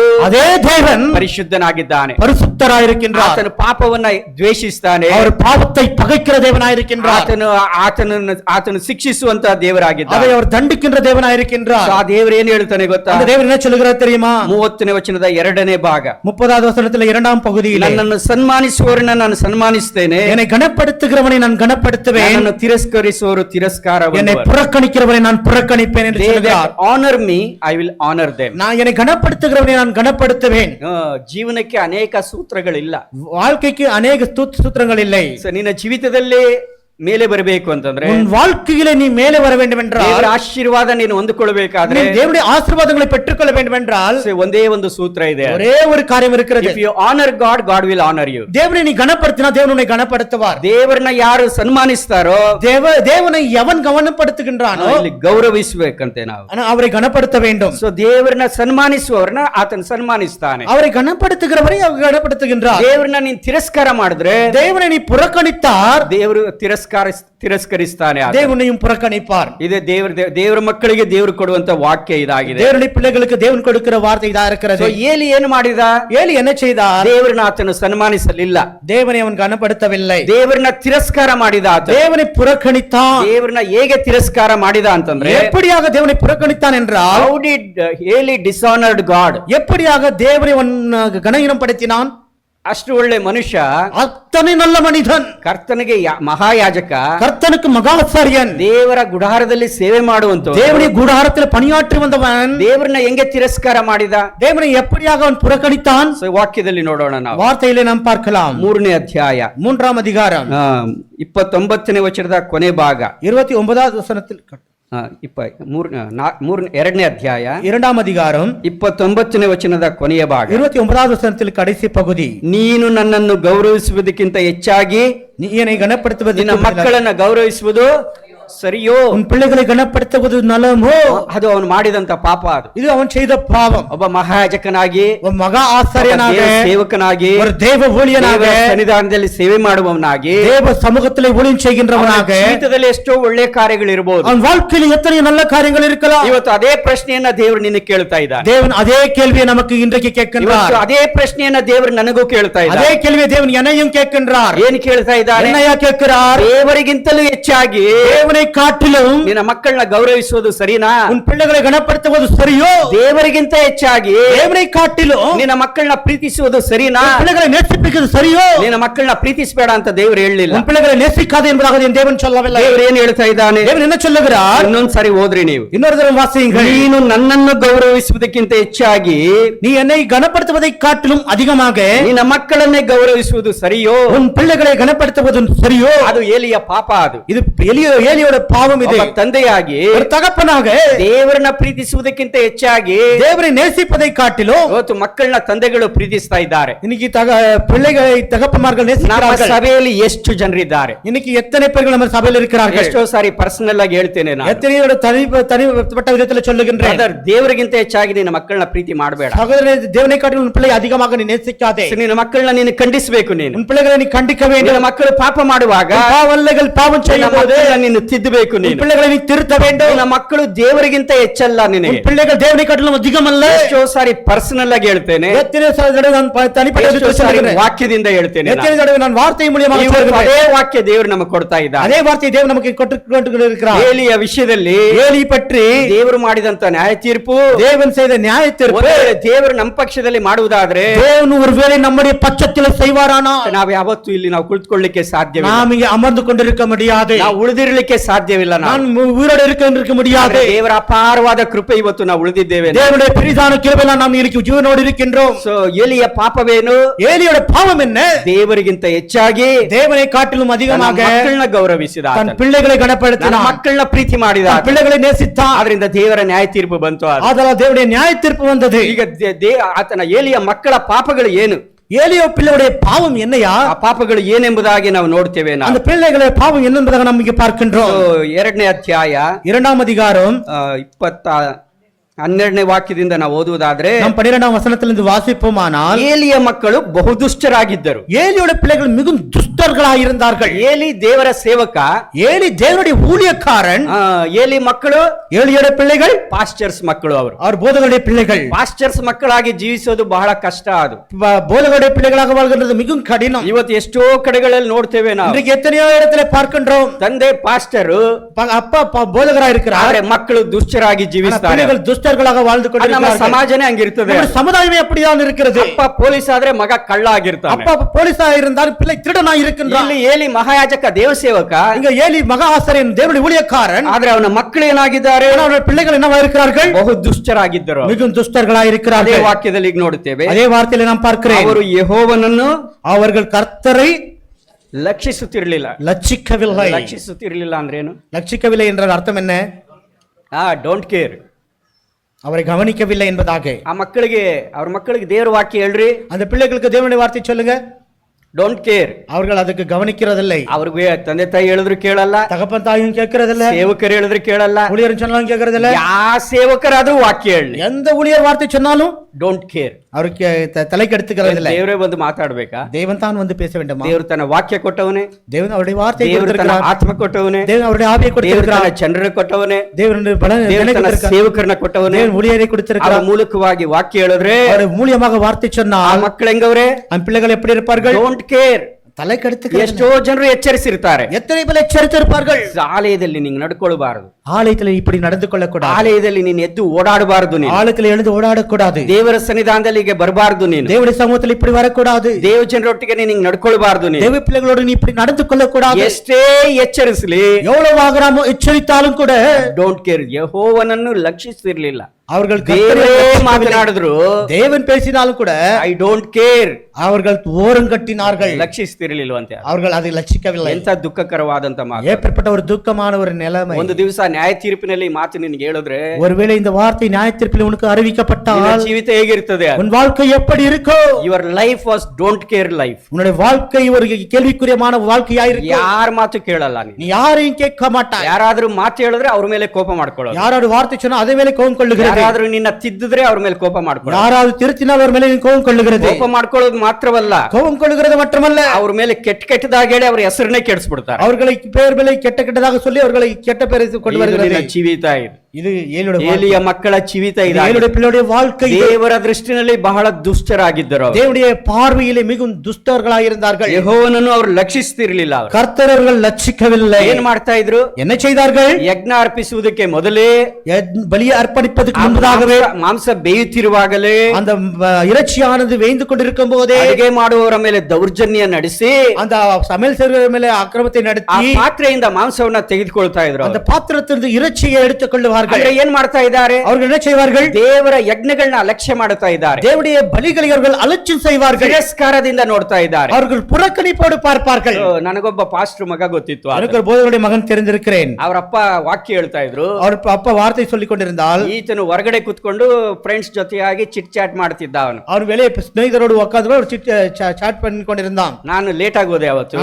அன்னைக்கு நான் லேட்டாக சென்றேன். ನಿಮ್ಮಪ್ಪ ಏನ್ ಮಾಡ್ತಾವ್ರೆ ಅಂತ ಕೇಳಿದೆ ನಾನು. உங்க அப்பா என்ன செய்து கொண்டிருக்கிறான் என்று கேட்டேன். ನಮ್ಮಪ್ಪ ಭಜನೆ ಮಾಡ್ತಾವನೆ ಅಂತ. எங்க அப்பா பஜனை செய்து கொண்டிருக்கிறான் என்று சொன்னான். ಅಂದ್ರೆ ದೇವರ ಕಾರ್ಯಗಳನ್ನ, தேவனுடைய காரியங்களை, ದೇವರ ಆರಾಧನೆಯನ್ನ, தேவனுடைய ದೇವರ ஆராதனை, ವಾಕ್ಯಗಳನ್ನ, தேவனுடைய வார்த்தைகளை, ದೇವರ ಸಂದೇಶಗಳನ್ನ தேவனுடைய செய்திகளை ಅಲಕ್ಷ್ಯ ಮಾಡುವಂತದ್ದು, அலட்சியம் செய்கின்றது, ತಿರಸ್ಕಾರ ಮಾಡುವಂತದ್ದು. புறக்கணிக்கிறது. ಆ ವಾಕ್ಯ ಇದೆ ಅಲ್ವಾ ಅಲ್ಲಿ? அந்த வார்த்தை 2ನೇ ಅಧ್ಯಾಯ 2வது அதிகாரம் 17ನೇ ವಚನ. 17வது வசனம். ಯೆಹೋವನ ನೈವೇದ್ಯವನ್ನ ತುಚ್ಛೀಕರಿಸಿದ್ರಿಂದ ಅವರ ಅಪರಾಧವು ಆತನ ದೃಷ್ಟಿನಲ್ಲಿ ಅಧಿಕವಾಗಿ. அவர் குற்றமானது அதிகமானது ஏனென்றால் அவர்கள் அவருடைய நைவேத்தியத்தை ஒரு ஓரங்கட்டிதாலே. ಏನು ತುಚ್ಛೀಕರಣ ಅಂದ್ರೇನು? அருவிருப்பாக எண்ணுகிறது என்றால் என்ன? ಕೇವಲವಾಗಿ ನೋಡುವುದು, கேவலமாக பார்க்கிறது. ದೇವರ ಆರಾಧನೆ ನಡೀತಾ ಇದ್ರೆ தேவனுடைய ஆராதனை நடத்தி கொண்டிருந்தால் ಅಲಕ್ಷ್ಯ ಮಾಡೋದು, அலட்சியம் செய்கின்றது, ಕೇವಲವಾಗಿ ನೋಡುವಂಥದ್ದು. கேவலமாக காண்கின்றது. ನಾವು ಮಾಡ್ತೀವ ಈ ಪಾಪಗಳು? நாம் இந்த பாவம் செய்கிறோமா? ದೇವರ ಸನ್ನಿಧಾನಕ್ಕೆ ಬರುವಾಗ, தேவனுடைய சமூகத்துக்கு, ದೇವರ ಆಲಯಕ್ಕೆ ಬರುವಾಗ தேவனுடைய ஆலயத்துக்கு வரும்போது ಅಲಕ್ಷ್ಯ ಭಾವದಿಂದ ಬರುವಂಥದ್ದು. அலட்சியத்தோடு வருகிறது. ದೇವರ ಸನ್ನಿಧಾನದಲ್ಲಿ ಇರುವಾಗ, தேவனுடைய சமூகத்தில் இருக்கும்போது ದೇವರ ಸನ್ನಿಧಾನ ತುಚ್ಛೀಕರಿಸ್ತಾರೆ. ಕೆಲವರು தேவனுடைய சமூகத்தை அவர்கள் ದೇವರ ವಾಕ್ಯಗಳನ್ನೇ ತುಚ್ಛೀಕರಿಸ್ತಾರೆ. தேவனுடைய வார்த்தைகளை ನಿನ್ನ ஓரங்கட்டுகிறார்கள். ಆಯುಷ್ಕಾಲ ಎಲ್ಲಿಗೆ ಮುಗಿಲಿಲ್ಲ, உடைய ஆயுஷ் நாட்கள் இங்கே முடியவில்லை. ಇದೇ ಪರ್ಮನೆಂಟ್ ಅಂತ ತಿಳ್ಕೋಬೇಡ. இதே நிரந்தரம் என்பது எண்ணாதே. ಹೇಗೆ ಹೀಗೆ ಇರ್ತೀಯ ಅಂತ ಅನ್ಕೋಬೇಡ. இப்படியே இருப்பா என்பது ஒருபோதும் நினைக்காதே. ಮುಂದೆ ಒಂದು ದಿವಸ ಇದೆ. ಇದು முன்ன ஒரு நாள் இருக்கிறது. ದೇವರ ವಾಕ್ಯ ಅನ್ನೋದು, தேவனுடைய வார்த்தை என்பது, ಆ ಗಿಡಿಯೋನ್ ಬುಕ್ ನಲ್ಲಿ ಒಂದು ಸೆಂಟೆನ್ಸ್ ಇದೆ. ಅದು அந்த கிதியோன் புத்தகத்திலே ஒரு வார்த்தை இருக்கிறது. ಏನಿದೆ ಗೊತ್ತಾ? ಬೈಬಲ್ என்ன இருக்கிறது தெரியுமா? Given you in your life time opened in the judgment. ದೇವರ ವಾಕ್ಯ, தேவனுடைய வார்த்தை ನಿನ್ನ ಜೀವಿತದಲ್ಲಿ ನಿನಗೆ ಕೊಡಲ್ಪಟ್ಟಿದೆಯಂತೆ. உன் வாழ்க்கைக்கு கொடுக்கப்பட்டிருக்கிறது. ನ್ಯಾಯ ತೀರ್ಪಿನ ದಿವಸದಲ್ಲಿ நியாய தீர்ப்பின் நாளிலே ಅದೇ ಪುಸ್ತಕವನ್ನ ದೇವರು ತೆರೆದು ನಿನಗೆ ನ್ಯಾಯ ತೀರಿಸ್ತಾನೆ. அதே புத்தகத்தை திறந்து தேவனுக்கு நியாயம் தீர்ப்பார். ಅಷ್ಟು ಅಲಕ್ಷ್ಯವಾಗಿ ನಾವು ತಗೊಳ್ಬಾರದು. அவ்வளவு அலட்சியமாக நாம் எடுத்துக்கொள்ள கூடாது. ಏಲಿ ಬಹಳ ಒಳ್ಳೆಯವನೇ, ஏலி மிக நல்லவன் தான். ಆದ್ರೆ ಆತನ ಮಕ್ಕಳ ವಿಷಯ ಬರುವಾಗ ஆனா அவனுடைய பிள்ளைகளை பற்றி வரும்போது ಅವರ ಮಕ್ಕಳನ್ನ ಆತನ ತಿದ್ದಲಿಲ್ಲ. ಆತನ அவனுடைய பிள்ளைகளை அவன் திருத்தவில்லை. ಸೊ ಅವ್ರು ಏನ್ ಮಾಡ್ತಾ ಇದ್ರು? அவர்கள் என்ன செய்தார்கள்? 22ನೇ ವಚನ, 22வது வசனம். ಬಹುವೃದ್ಧನಾದ ಏಲಿಯು ತನ್ನ ಮಕ್ಕಳನ್ನು ಎಲ್ಲಾ ಇಸ್ರಾಯೇಲಲ್ಲಿ ನಡೆಸುತ್ತಿರುವುದನ್ನು ಅವರು ದೇವದರ್ಶನದ ಗುಡಾರದ ಬಾಗಿಲಿನಲ್ಲೇ ಸೇವೆ ಮಾಡುವ ಸ್ತ್ರೀಯರೊಡನೆ, ಇದಕ್ಕಿಂತ ಪಾಪ ಬೇಕಾ? ಇದಕ್ಕಿಂತ ಭಯಂಕರமான ಪಾಪಂ தேவையா? ಯಜ್ಞ ನೈವೇದ್ಯವನ್ನ ತುಚ್ಛೀಕರಿಸ್ತಾರೆ, பலியினையும் நைவேத்தியத்தையும் ಯೆಹೋವನ ಮಾತುಗಳನ್ನ ಅಲಕ್ಷ್ಯ ಮಾಡುತ್ತಾರೆ, தேவனுடைய வார்த்தைகளை அலட்சியம் செய்கிறார்கள். ದೇವ ಗುಡಾರದಲ್ಲಿ ವ್ಯಭಿಚಾರ ಮಾಡುತ್ತಾರೆ, தேவனுடைய சமூகத்தில் விபச்சாரம் செய்கிறார்கள். ದೇವರ ಸನ್ನಿಧಾನದಲ್ಲಿ ವ್ಯಭಿಚಾರ ಮಾಡುತ್ತಾರೆ. தேவனுடைய சமூகத்தில் விபச்சாரம் செய்கிறார்கள். ಆಗ ಏಲಿ ಹೇಳ್ತಾ ಇದ್ದಾನೆ. அப்பொழுது ஏலி சொல்லுகிறான். ಯಾವಾಗ ಹೇಳ್ತಾವನೆ? அப்பொழுது எப்போ சொல்லுகிறான்? 22ನೇ ವಚನದಲ್ಲಿ. 22வது வசனத்தில். ಬಹುವೃದ್ಧನಾದಂತ ಏಲಿಯೂ, மிகவும் வயது முதிர்ந்த ஏலி, ಒಂದ್ ಕ್ಷಣ ಯೋಚನೆ ಮಾಡ್ರಿ, ஒரு வினாடி யோசித்து ಈಗ பாருங்க. ಅವನಿಗೆ ಎಷ್ಟು ವಯಸ್ಸು? ಅವನಿಗೆ இப்போ அவனுக்கு வயது எவ்வளோ? 98 ವರ್ಷ. 98 வயது. ಕಣ್ಣುಗಳು ಹಿಂಗಿ ಹೋಗಿದೆ, கண்கள் போயிருக்குது, ನಡಿಯಕ್ಕೆ ಶಕ್ತಿ ಇಲ್ಲ, நடக்க பலன் இல்லை, ಕೈಗಳು ಅಳ್ಳಾಡ್ತದೆ, கை அசைகிறது, ಬಾಯಿ ತೊದಲ್ತದೆ, உதடு தொதல்கிறது, ತಳ್ಳಿದ್ರೆ ಬಿದ್ದೋಗ್ತಾನೆ. தள்ளினா விழுது போயிடுவான். ಆ ಮುದುಕ 98 ವರ್ಷ. அந்த கிழவன் 98 வயது. ಅವನ ಮಕ್ಕಳಿಗೆ 4 ಜನ ಮಕ್ಕಳು, ಅವನಿಗೆ அவனுக்கு 4 பிள்ளைகள், ಗಂಡು ಮಕ್ಕಳು ಅವನಿಗೆ, ஆண் பிள்ளைகள். ಸೊ ಅವರು ಸಹ ಸೇವೆನಲ್ಲೇ ಇದ್ದಾರೆ. அவர்களும் ஊழியத்தில் தான் இருக்கிறார்கள். ಅವನಿಗೆ 98 ವರ್ಷ ವಯಸ್ಸಾದ್ರೆ அவனுக்கு 98 வயதானால் ಅವನ ಮಕ್ಕಳಿಗೆ ಎಷ್ಟು ವರ್ಷ ಆಗಿರ್ಬೇಕು? அவன் பிள்ளைகளுக்கு எவ்வளவு வயதா இருக்கலாம்? 40, 50, 60. 40, 50, 60 ಅಂದ್ರೆ இருக்கலாம். ಚಿಕ್ಕ ಮಕ್ಕಳಲ್ಲ ಅವರು. அவர்கள் சிறிய பிள்ளைகள் அல்ல. ಯವನ ಅನ್ನೋದು ಕಳೆದೋಗಿದೆ, வாழ்வும் கடந்திருக்கிறது. ಅವರು ಸಹ ಮಧ್ಯ ವಯಸ್ಸಲ್ಲಿ ಇದ್ದಾರೆ. அவர்களும் மத்திய வயதில் இருக்கிறார்கள். ಆವಾಗ ಹೇಳ್ತಾವನೆ ಏಲಿ. அப்பொழுது ஏலி சொல்லுகின்றான். ಯಾವಾಗ ಹೇಳ್ತಾವನೆ? எப்ப சொல்லுகிறான்? ವಯಸ್ಸಾದ ಮೇಲೆ, வயதான போது. ನಿನ್ನ ಮಕ್ಕಳಿಗೆ ಹೇಳಿದ್ರೆ ಕೇಳ್ತಾರ? உன் பிள்ளைகளுக்கு சொன்ன கேட்கிறார்களா? ಓಡ ಕೇಳುವ ಓಡ ಅಂತಾರೆ ಅವರು. முதுக்காக ಹೇಳ್ತಾರೆ. ಅಲ್ಲ, ಚಿಕ್ಕ ವಯಸ್ಸಿನಲ್ಲೇ ನಿನ್ನ ಮಕ್ಕಳನ್ನ ತಿದ್ದಿ ಸರಿಪಡಿಸುವುದಕ್ಕೆ ಬದಲಾಗಿ சிறு வயதிலே உன் பிள்ளைகளை ಅವ್ರು திருத்தி ಮಾಡುವಂತ சரிப்படுத்துவதற்கு ಪಾಪಗಳನ್ನೆಲ್ಲ ನೀನ್ ನೋಡಿಕೊಂಡು அவர் செய்கிற பாவத்தை எல்லாம் பார்த்து கொண்டு ಅವರ ದುಷ್ಟತನವನ್ನ ನೋಡಿಕೊಂಡು அவர் துஷ்ட காரியத்தை ಅವ್ರ பார்த்து ದೇವರ ವಾಕ್ಯವನ್ನ ಅಲಕ್ಷ್ಯ ಮಾಡುವುದನ್ನ ನೋಡಿಕೊಂಡು தேவனுடைய வார்த்தைகளை அலட்சியம் செய்வதை ಆ பார்த்து கொண்டு ಕಾಲಗಳಲ್ಲಿ ನೀನು ಸುಮ್ಮನಿದ್ದುಕೊಂಡು அந்த காலத்துல நீ மௌனமாய் இருந்து ಈಗ ನೀನು ವಯಸ್ಸಾದ ಮೇಲೆ உனக்கு இப்ப வயதான போது ಏನ್ ಹೇಳ್ತಾನೆ ನೋಡಿ ಹೇಳಿ. என்ன சொல்கிறான் பாருங்கள். 2ನೇ ಅಧ್ಯಾಯ 2வது அதிகாரம் 23ನೇ ವಚನ. 23வது ಎಲ್ಲಾ ಜನರಿಂದಲೂ ನಿಮ್ಮ ದುಷ್ಕೃತ್ಯಗಳನ್ನು ಎಲ್ರಿಗೂ ಗೊತ್ತಾಗೋಯ್ತು ಮಕ್ಕಳಿದ್ದವರಂತ. உன்னுடைய பிள்ளைகள் எப்பேற்பட்ட துஷ்ட காரியங்கள் எல்லாருக்கும் ಅವಾಗ தெரியும். ಕೇಳ್ತಾನೆ, ಯಾಕೆ ಹೀಗೆ ಮಾಡುತ್ತೀರಿ ನನ್ನ ಮಕ್ಕಳೇ? எதற்காக இப்படியா செய்றீங்க என் பிள்ளைகளே என்று கேட்கிறான். ಏಲಿ ತನ್ನ ಮಕ್ಕಳನ್ನ ಗದರಿಸಿದ್ನ, வேலி தன் பிள்ளைகளை அதட்டினானா? ಗದರಿಸ್ತಾ ಆತನು. அதட்டினான். ಆದ್ರೆ ಆ ಗದರಿಕೆ ಹೆಂಗಿತ್ತು ಗೊತ್ತಾ? அந்த அதட்டுதல் எப்படி இருந்தது தெரியுமா? ವೆರಿ ಲೈಟ್ ಅದು, சோப்பு போடுறது மேல இருந்தது. ಕರೆಕ್ಟ್ ಅದು, ಬಹಳ ಲೈಟ್ ಆಗಿ. மிக எளிதாக, my child don't do that, என் பிள்ளைகளை அதை செய்யாதிருங்க. ನನ್ನ ಮಗನೇ, my boys don't do that, என் பிள்ளையே அதை செய்யாத, ಹಿಂಗ್ ಮಾಡ್ಬೇಡ ಕಣೋ, இப்படி செய்யாதயா ಎಲ್ಲರೂ ಹೇಳ್ತಾ ಇದ್ದಾರೆ. எல்லாரும் சொல்றாங்க. ಅಂದ್ರೆ ದೇವ್ರಿಗೆ ಭಯ ಪಡ್ತಾ ಇಲ್ಲ, தேவனுக்கு பயப்படவில்லை. ಜನರೆಲ್ಲ ಮಾತಾಡ್ಕೋತಾವ್ರೆ ಕಂಡ್ರು, ಅದಕ್ಕೆ ಅಂದ್ರೆ ರಹಸ್ಯವಾಗಿ ಮಾಡ್ಕೊಳ್ರಿ ಅಂತ. ಜನರೆல்லாம் பத்தி பேசியிருக்கிறாங்க. வெளியில ನಾವ್ ಯಾಕೆ ಜನರ ಬಾಯಿಗೆ ಬೀಳ್ಬೇಕು? நாம் இதற்காக ஜனங்களை வாய்க்கொள்ள வேண்டும். ಯಾಕೆ ಕೆಟ್ಟ ಹೆಸರು ಬರ್ಬೇಕು? நமக்காக எதுக்காக கெட்ட பேர் வர? ದೇವ್ರು ನೋಡ್ತಾವ್ರೆ ಅಂತ ಹೇಳಿಲ್ಲ, தேவன் பார்த்து கொண்டிருக்கிறார் என்று சொல்லவில்லை. ಜನರು ಮಾತನಾಡ್ತಾ ಇದ್ದಾರೆ, ஜனங்கள் பேசிக் கொண்டிருக்கிறார்கள். ಇಂಗ್ಲಿಷ್ ನಲ್ಲಿ ಎರಡು ಮಾತಿದಾವೆ. ஆங்கிலத்தில் 2 வார்த்தைகள் இருக்கிறது. One is reputation, another is character. ஒன்னு ரெபுடேஷன், இன்னொன்று கேரக்டர் என்றால். ರೆಪ್ಯುಟೇಷನ್ ಅಂತಂದ್ರೆ ரெபுடேஷன் என்றால் what people say about me. என்னை பற்றி ஜனங்கள் என்ன சொல்லுகிறார்கள்? ಬಹಳ ಜನರಿಗೆ ರೆಪ್ಯುಟೇಷನ್ ಕಾಪಾಡಿಕೊಳ್ತಾರೆ. ஜனங்களுக்கு அந்த கௌரவத்தை காப்பாற்றிக்கொள்ள ಜನರು வேண்டும். ನನ್ನನ್ನು ಕುರಿತು ಏನು ಹೇಳ್ತಾ ಇದ್ದಾರೆ? ஜனங்கள் என்னை பற்றி என்ன சொல்லுகிறார்கள்? ನನ್ನ ಬಗ್ಗೆ ಹೊಗಳಬೇಕು, என்னை பற்றி புகழ they வேண்டும். are more interested in their reputation. அவருடைய கணத்தில் அவர்கள் மிகவும் வாஞ்சவர்களாக இருக்கிறார்கள். ಕ್ಯಾರೆಕ್ಟರ್ ಅಂತಂದ್ರೆ குணம் என்று சொல்லும்போது ಇನ್ಬಿಲ್ಟ್ ನೇಚರ್, ಅದು அது உள்ளத்தில் உருவாக்கிற ஒரு காரியம். ಸ್ವಭಾವಗಳನ್ನ ಬದಲಾಯಿಸಿಕೊಳ್ಳಬೇಕು, அந்த சுபாவங்களை நாம் மாற்றிக்கொள்ள வேண்டும். ಸ್ವಭಾವಗಳನ್ನ ಕಟ್ಟಿಕೊಳ್ಳಬೇಕು. அந்த சுபாவங்களை நாம் உருவாக்கிக்கொள்ள வேண்டும். ಏನ್ ಅನ್ಕೊಳ್ತಾರೆ ಅಂತ ಅಲ್ಲ, ஜனங்கள் என்ன சொல்லுகிறார்கள் என்பதாக அல்ல, ದೇವರು ಆಂತರ್ಯವನ್ನ ನೋಡ್ತಾ ಇದ್ದಾರೆ. தேவன் உள்ளத்தை பார்க்கின்றார். ಸೊ ಈ ಏಲಿ ನೋಡುವಾಗ ஏலி பார்க்கும்போது he was more interested in the reputation. அவன் மிகவும் தன்னுடைய கணத்தில் அவர் வாஞ்சவனாக ಜನರು இருந்தான். ಏನ್ ಹೇಳ್ತಾ ಇದ್ದಾರೆ ಅನ್ನೋದು ಆತನಿಗೆ ಇಂಪಾರ್ಟೆಂಟ್ ಆಯ್ತು. ஜனங்கள் என்ன சொல்லுகிறார்கள் என்பதாக அவனுக்கு மிக முக்கியமாய் போயிட்டது. ನನ್ನ ಮಕ್ಕಳೇ ಹೀಗೆ ಮಾಡಬಾರದು, என் பிள்ளைகளே நீங்கள் இப்படி செய்யக்கூடாது. ನೀವು ಜನರನ್ನ ಯೆಹೋವನ ದೃಷ್ಟಿಯಲ್ಲಿ ದುರ್ಮಾರ್ಗ ಕೇಳಿತಾ ಇದ್ದೀರಾ. நீங்கள் ஜனங்களை துஷ்ட வழிக்கு இழுத்துக் 98 கொண்டிருக்கிறீர்கள். ವರ್ಷ ಬಹುವೃದ್ಧನಾಗಿದ್ದನಂತೆ ಆಗ ಗದರಿಸ್ತಾವನೆ ತನ್ನ ಮಕ್ಕಳನ್ನ. 98 வயது மிகவும் முதிர்ந்தவனாக இருக்கிறான். அப்பொழுது தன் பிள்ளைகளை அதட்டுகிறான். ಸೊ ಏಲಿ ನೋಡುವಾಗ ಆತನು ಒಳ್ಳೆಯವನೇ, ஏலி பார்க்கும் நல்லவன் தான். ಆದ್ರೆ ಆತನ ದೃಷ್ಟಿಯಲ್ಲಿ ದೇವರು ದೊಡ್ಡ ನ್ಯಾಯ ತೀರ್ಪನ್ನು ವಿಧಿಸಿದ ಆತನು. அவருடைய வாழ்க்கையிலே தேவன் ஒரு பெரிய ನ್ಯಾಯತೀರ್ಪை ಕುಟುಂಬದಲ್ಲಿ ಯಾರು ಪೂರ್ಣ ಆಯುಷ್ಯವನ್ನೇ ನೋಡೋದಿಲ್ಲ. உன் வாழ்க்கையில் யாரும் பூர்ண ஆயுஷ்களை தொடுகிறதில்லை. ಅವನು ಮಾಡಿದಂತ ಪಾಪ ಯಾವುದು ಗೊತ್ತಾ? அவர் செய்த பாவம் என்ன தெரியுமா? ತನ್ನ ಮಕ್ಕಳು ಪಾಪ ಮಾಡುವಾಗ, தன் பிள்ளைகள் பாவம் செய்யும் போது, ಅದು ದೇವ ಗುಡಾರದಲ್ಲೇ ಪಾಪ ಮಾಡುವಾಗ, அவர் தேவ குடாரத்திலே பாவம் செய்யும் ದೇವರ போது, ಪ್ರಸನ್ನತೆಯಲ್ಲೇ ಪಾಪ தேவ ಮಾಡುವಾಗ சமூகத்திலே பாவம் செய்யும் போது ತನ್ನ ಮಕ್ಕಳನ್ನ ಆತನು ಗದರಿಸಲಿಲ್ಲ. தன் பிள்ளைகளை அவர் அதட்டவில்லை. ನೋಡಿ 3ನೇ ಅಧ್ಯಾಯ பாருங்கள் 3வது அதிகாரம் 13ನೇ ವಚನ. 13வது வசனம். ತನ್ನ ಮಕ್ಕಳು ದೇವದೂಷಕರೆಂದು ಅವನಿಗೆ ತಿಳಿದು ಬಂದರೂ தன் பிள்ளைகள் தேவனை தூஷிக்கிறவன் தெரிந்து வந்தாலும் அவர்களை அதற்றவில்லை. ಸಾಮಾನ್ಯ ಪಾಪ ಅಲ್ಲ ಅದು, இது பொதுவான பாவம் அல்ல. இது ಯಾವ್ದದು? ಇಟ್ಸ್ ಬ್ಲಾಸ್ಫೆಮಿ. ದೇವರನ್ನ ದೂಷಣೆ ಮಾಡ್ತಾರೆ. தேவனை தூஷிக்கிறார்கள். ದೇವರನ್ನ ದೂಷಣೆ ಮಾಡೋದು ಅಂದ್ರೆ ಏನು? தேவனை தூஷிக்கிறது என்றால் என்ன?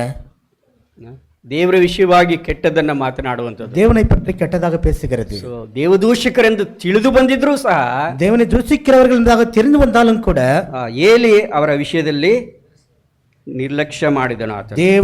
ஏலி அவர்களை அதற்றவில்லை. ಸೊ ಏಲಿ ನೋಡುವಾಗ ಒಳ್ಳೆ ಮನುಷ್ಯನೇ ಸರಿ, ஏலி நல்ல மனிதன் தான் சரி. ಆದ್ರೆ ತನ್ನ ಕುಟುಂಬ ಪಾಪ ಮಾಡುವಾಗ, ஆனால் தன் குடும்பம் பாவம் செய்யும் போது, ತನ್ನ ಮಕ್ಕಳು ಪಾಪ ಮಾಡುವಾಗ, தன் பிள்ளைகள் பாவம் செய்யும் போது, ನೀನು ದೇವರ ವಿರುದ್ಧವಾಗಿ ಪಾಪ ಮಾಡ್ತಾ ಇದೀಯಾ, நீ தேவனுக்கு விரோதமாக பாவம் செய்கிறாய் ಅಂತ ಗದರಿಸುವಂತ ನರ ಇರಲಿಲ್ಲ ಅವನಿಗೆ. என்ற அதட்டுகின்ற ஒரு துணிவு இருக்கவில்லை அவனுக்கு. ದೇವರ ವಿಷಯಕ್ಕೋಸ್ಕರ ನರ ಇರಬೇಕು. தேவனுடைய காரியத்துக்காக ஒரு துணிவு இருக்க வேண்டும். ಇಂಗ್ಲಿಷ್ ನಲ್ಲಿ you should have the backbone ಅಂತಾರೆ ಅವರು. ஆங்கிலத்தில் பேக் போன் என்ற முதுகெலும்பு இருக்க வேண்டும் என்று சொல்கிறார்கள். ಬ್ಯಾಕ್ ಬೋನ್ ಇಲ್ಲದೆ ಇರೋ ಮನುಷ್ಯ ಅಂತಾರೆ ಅವರು. முதுகெலும்பு இல்லாத மனிதன் என்று சொல்கிறார்கள். ಗದರಿಸಲಿಕ್ಕೆ ನಿನಗೆ ಶಕ್ತಿ ಇಲ್ಲ ಅಂತಂದ್ರೆ, அதற்றவனுக்கு சக்தி இல்லை என்றால், ಮಕ್ಕಳನ್ನ ತಿದ್ದಲಿಕ್ಕೆ ನಿನಗೆ ಶಕ್ತಿ ಇಲ್ಲ, ಧೈರ್ಯ ಇಲ್ಲ ಅಂದ್ರೆ, பிள்ளைகளை திருத்தவனுக்கு தைரியம் இல்லை என்றால், ದೇವರ ವಾಕ್ಯದಲ್ಲಿ ನೋಡುವಾಗೆ ನರ ಸತ್ತವರು ನಾವು. நாம் தேவனுடைய வார்த்தையை பார்க்கிறோம். ಬ್ಯಾಕ್ ಬೋನ್ ಇಲ್ಲದಂತವರು ಅವರು. நாம் முதுகெலும்பு இல்லாதவர்கள். ಯಾರೋ ಒಬ್ರು ಕೇಳಿದ್ರು, யாரோ ஒருத்தர் ஒருத்தர் கேட்டார், ನಿಮ್ಮ ಚರ್ಚ್ನಲ್ಲಿ ಸಮಸ್ಯೆ ಏನಂತ ಕೇಳಿದ್ರು. உன் ஆலயத்திலே சபையிலே பிரச்சனை என்ன என்பதாக. ಆಗ ಪಾಸ್ಟ್ ಹೇಳಿದ್ರು, ನಮ್ಮ ಚರ್ಚಲ್ಲಿ ಗಂಡಸರೇ ಇಲ್ಲ ಬ್ರದರ್ ಅಂತ. எங்க சபையில ஆண்களே இல்ல பிரதர் என்று சொன்னார். ಯಾಕೆ ಎಷ್ಟೊಂದು ಜನ ಅವರಲ್ಲ ಅಂತಂದ್ರೆ, ஆம், எத்தனை பேர்கள் இருக்கிறாரல்லவா என்று கேட்டோம். ಅವರೆಲ್ಲ ತಟಸ್ಥ ನೀತಿಯನ್ನ ಅನುಸರಿಸ್ತಾರೆ. அவர்கள் எல்லாம் இருக்கிற நிலைமை அவர் கடந்து கொண்டிருக்கிறார்கள். ತಟಸ್ಥ ನೀತಿ ಅಂದ್ರೇನು? இருக்கிற நிலைமை என்றால் என்ன?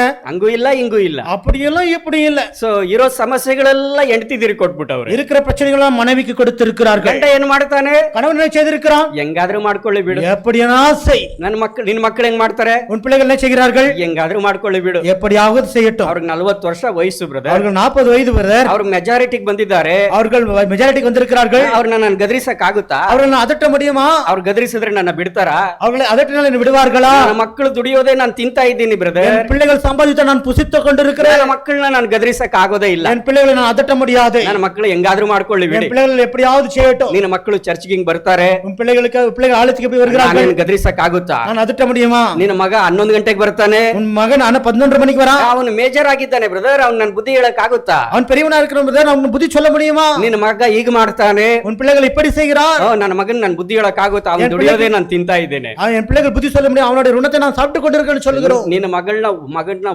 ಒಡಿ ಅಂತ ನಾವ್ ಹೇಳೋದಿಲ್ಲ, மகனையும் மகளையும் அடி என்று சொல்லவில்லை, ನಿನ್ನ ಮಕ್ಕಳನ್ನ ಬಯ್ಯಿ ಅಂತ ನಾವ್ ಹೇಳೋದಿಲ್ಲ, பிள்ளைகளை ஓய் என்று சொல்லவில்லை. ಆದ್ರೆ ನಿನ್ನ ಮಕ್ಕಳಿಗೆ அவனுடைய பிள்ளைகளுக்கு ದೇವರ ವಾಕ್ಯವನ್ನ ಬೋಧಿಸಬೇಕು. ನೀನು தேவனுடைய வார்த்தையை நீ போதிக்க வேண்டும். ಪ್ರೀತಿಯಿಂದಲೇ ಹೇಳ್ಬೋದು, அன்பினாலேயே சொல்லலாம். ನೀನು ದೊಡ್ಡವನಾಗಿದೀಯ ಮಗನೇ, நீ பெரியவனா இருக்கிறாய். ನಾವು ದೇವರ ಸೇವೆಯಲ್ಲಿ ಇರುವಂತವ್ರು, நாம் தேவனுடைய ஊழியத்தில் இருக்கிறவர்கள், ನಾವು ದೇವ ಜನರು, நாம் தேவனுடைய பிள்ளைகள், ಸೊ ದೇವರಿಗೆ ಮಕ್ಕಳು, ನಾವು தேவனுக்கு பிள்ளைகள். ಜೀವಿಸಬಾರದು ಮಗ, நாம் இப்படி வாழக்கூடாது மகனே. ನಾವು ದೇವರನ್ನ ಸನ್ಮಾನಿಸಬೇಕಪ್ಪ, நாம் தேவனை கனப்படுத்த வேண்டும். ದೇವರನ್ನ ಸನ್ಮಾನಿಸಿದ್ರೇನೆ ದೇವರು ನಮ್ಮನ್ನ ಸನ್ಮಾನಿಸ್ತಾನೆ. தேவன் நம்மை கனப்படுத்தினால் தேவன் நம்மை கனப்படுத்துவார். ಚರ್ಚಲ್ಲಿ ಎತ್ತಿ ಓಡಾಡೋದು ಸರಿಯಲ್ಲ, நீ ஆலயத்தில் எழுந்து ஓடாடுகிறது சரியல்ல, ಚರ್ಚ್ಗೆ ಲೇಟ್ ಆಗಿ ಬರೋದು ಸರಿಯಲ್ಲ, ஆலயத்துக்கு லேட்டாக வருகிறது சரியல்ல, ದೇವ್ರ ಮಕ್ಕಳ ಮೇಲೆ ಹಿಂಗ್ ಮಾತಾಡೋದು ಸರಿಯಲ್ಲ, தேவனுடைய பிள்ளைகளை பற்றி நீ பேசுகிறது சரியல்ல. ಎಷ್ಟು ವಯಸ್ಸು ಅದು ಹೇಳಲಿಕ್ಕೆ? அது சொல்ல உனக்கு எத்தனை வயது தேவை? ನಿನ್ನ ಮಕ್ಕಳು ಚಿಕ್ಕವರಾಗಿದ್ರೆ ಮಾತ್ರ ಹೇಳ್ಬೇಕಾ? பிள்ளைகள் சிறியவர்களா என்று தான் சொல்ல வேண்டும். ನಿನ್ನ ಮಗನಿಗೆ 50 ವರ್ಷ ಆಗಿದ್ರು ನೀನು ಹೇಳ್ಬಹುದು, உன் பிள்ளைகளுக்கு 50 வயது ஆயிருந்தாலும் கூட நீ சொல்ல வேண்டும். ಅದು ನರ ಅಂತಂದ್ರೆ, இதுதான் தைரியம் என்றால்.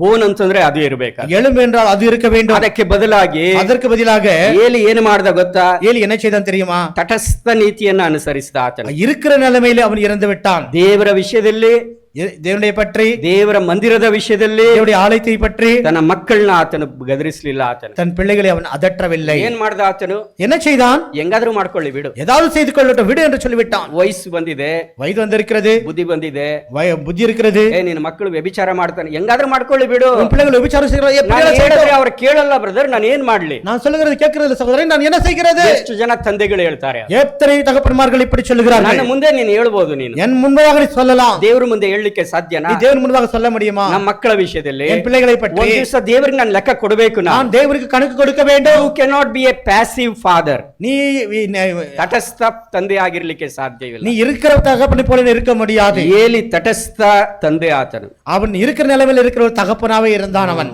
ಅಂತಂದ್ರೆ ತಟಸ್ಥ ಅಂದ್ರೆ ಏನಾದ್ರೂ ಮಾಡ್ಕೋ, ஏதாவது செய்து கொள், ಹೆಂಗಾದ್ರೂ ಇರ್ಲಿ ಬಿಡಿ ಬ್ರದರ್, எப்படியா இருக்கிற ಅವನ ಇಷ್ಟ ಬಿಡಿ ಬ್ರದರ್, அவனுடைய விருப்பம் விடுங்க ಅವನು சகோதரனே, ಹೆಂಗಾದ್ರೂ ಹೋಗ್ಲಿ ಬಿಡಿ ಬ್ರದರ್, எப்படியா போட்டோம், ನಾನು ಗದರಿಸಿದ್ರೆ ಅವ್ನು ಕೇಳಲ್ಲ, நான் அதட்டி நான் கேட்கறது இல்ல, ಸೊ ಬಿಟ್ಬಿಟ್ಟಿದ್ದೀನಿ ಅಂತಾರೆ. விட்டு விட்டு இருக்கிறேன்னு சொல்லுகிறார்கள். ತಾಯಂದಿರೇ ಆಗ್ಲಿ ತಂದೆದಿರೇ ಆಗ್ಲಿ, தகப்பனா இருக்கட்டும் தாயா இருக்கட்டும், ನೀವು ಅವರನ್ನ ಒಡಿರಿ ಅಂತ ಹೇಳಲ್ಲ ನಾನು, நீங்கள் அவர்கள் அடி என்று சொல்லவில்லை, ಅಥವಾ ಬಹಿರಿ ಅಂತ ಹೇಳಲ್ಲ, இல்லத்தை ஓயுங்கள் என்று சொல்லவில்லை. ಆದ್ರೆ ದೇವರ ಮುಂದೆ ಅಟ್ಲೀಸ್ಟ್ ನಿನಗೆ ಕಾನ್ಫಿಡೆನ್ಸ್ ಇರಬೇಕು. ஆனா தேவனுக்கு முன்பதாக உங்களுக்கு ஒரு நம்பிக்கை இருக்க ನನ್ನ வேண்டும். ಮಕ್ಕಳನ್ನ ನಾನು ಗದರಿಸಿದ್ದೇನೆ, என் பிள்ளைகளை நான் அதட்டி இருக்கிறேன், ಮಕ್ಕಳನ್ನ ನಾನು ತಿದ್ದಿದ್ದೇನೆ, என் பிள்ளைகளை நான் திருத்திருக்கிறேன். ಸೊ ಕೆಲವು ತಂದೆ ತಾಯಿಗಳು ಇರ್ತಾರೆ, சில தகப்பன் தாய்மார்கள் இருக்கிறார்கள், ಮಕ್ಕಳು ಪಾಪಗಳನ್ನೆಲ್ಲ ಮುಚ್ಕೋತಾರೆ, ಅವರು பிள்ளையோடைய பாவத்தை எல்லாம் மூடுகிறார்கள். ಅವ್ರು ಏನೇ ಪಾಪ ಮಾಡಿದ್ರು, அவர்கள் என்ன பாவம் செய்தாலும் கூட ಹೇಗೆ ಬಿಂಬಿಸ್ತಾರೆ ಅಂತಂದ್ರೆ, அது எப்படி காட்டுகிறார்கள் என்றால், ನನ್ನ ಮಗಳಷ್ಟು ಒಳ್ಳೆಯವಳು ಯಾರು ಇಲ್ಲ, என் மகளை போல நல்லவள் யாருமே ನನ್ನ இல்லை, ಮಗನಷ್ಟು ಒಳ್ಳೆಯವನು ಯಾರು ಇಲ್ಲ, என் மகனை போல நல்லவன் யாருமே இல்லை. ನನ್ನ ಮಕ್ಕಳ ಪಾಪಗಳನ್ನ ಮುಚ್ಚಿಬಿಟ್ಟು என் பிள்ளைகளுடைய பாவத்தை மூடிவிட்டு ಬಹಳ ನೀತಿವಂತರ ತರ ಬಿಂಬಿಸ್ತಾರೆ ಅವರು. நீதிமான்களை போல நாடகம் ஆடுகிறார்கள். ಸೊ ದೇವರ ಮುಂದೆ ಅದನ್ನ ನೀನ್ ಮಾಡ್ಲಿಕ್ಕೆ ಸಾಧ್ಯ ಇಲ್ಲ. தேவனுக்கு முன்பதாக நீ செய்ய முடியாது. ಕಲಿಯುವಂತ ಪಾಠ ಏನಂತಂದ್ರೆ, நாம் கற்றுக்கொள்கிற பாடம் என்னன்னு தெரியுமா? ನಾವು ಆರಾಧಿಸುವಂತ ದೇವರು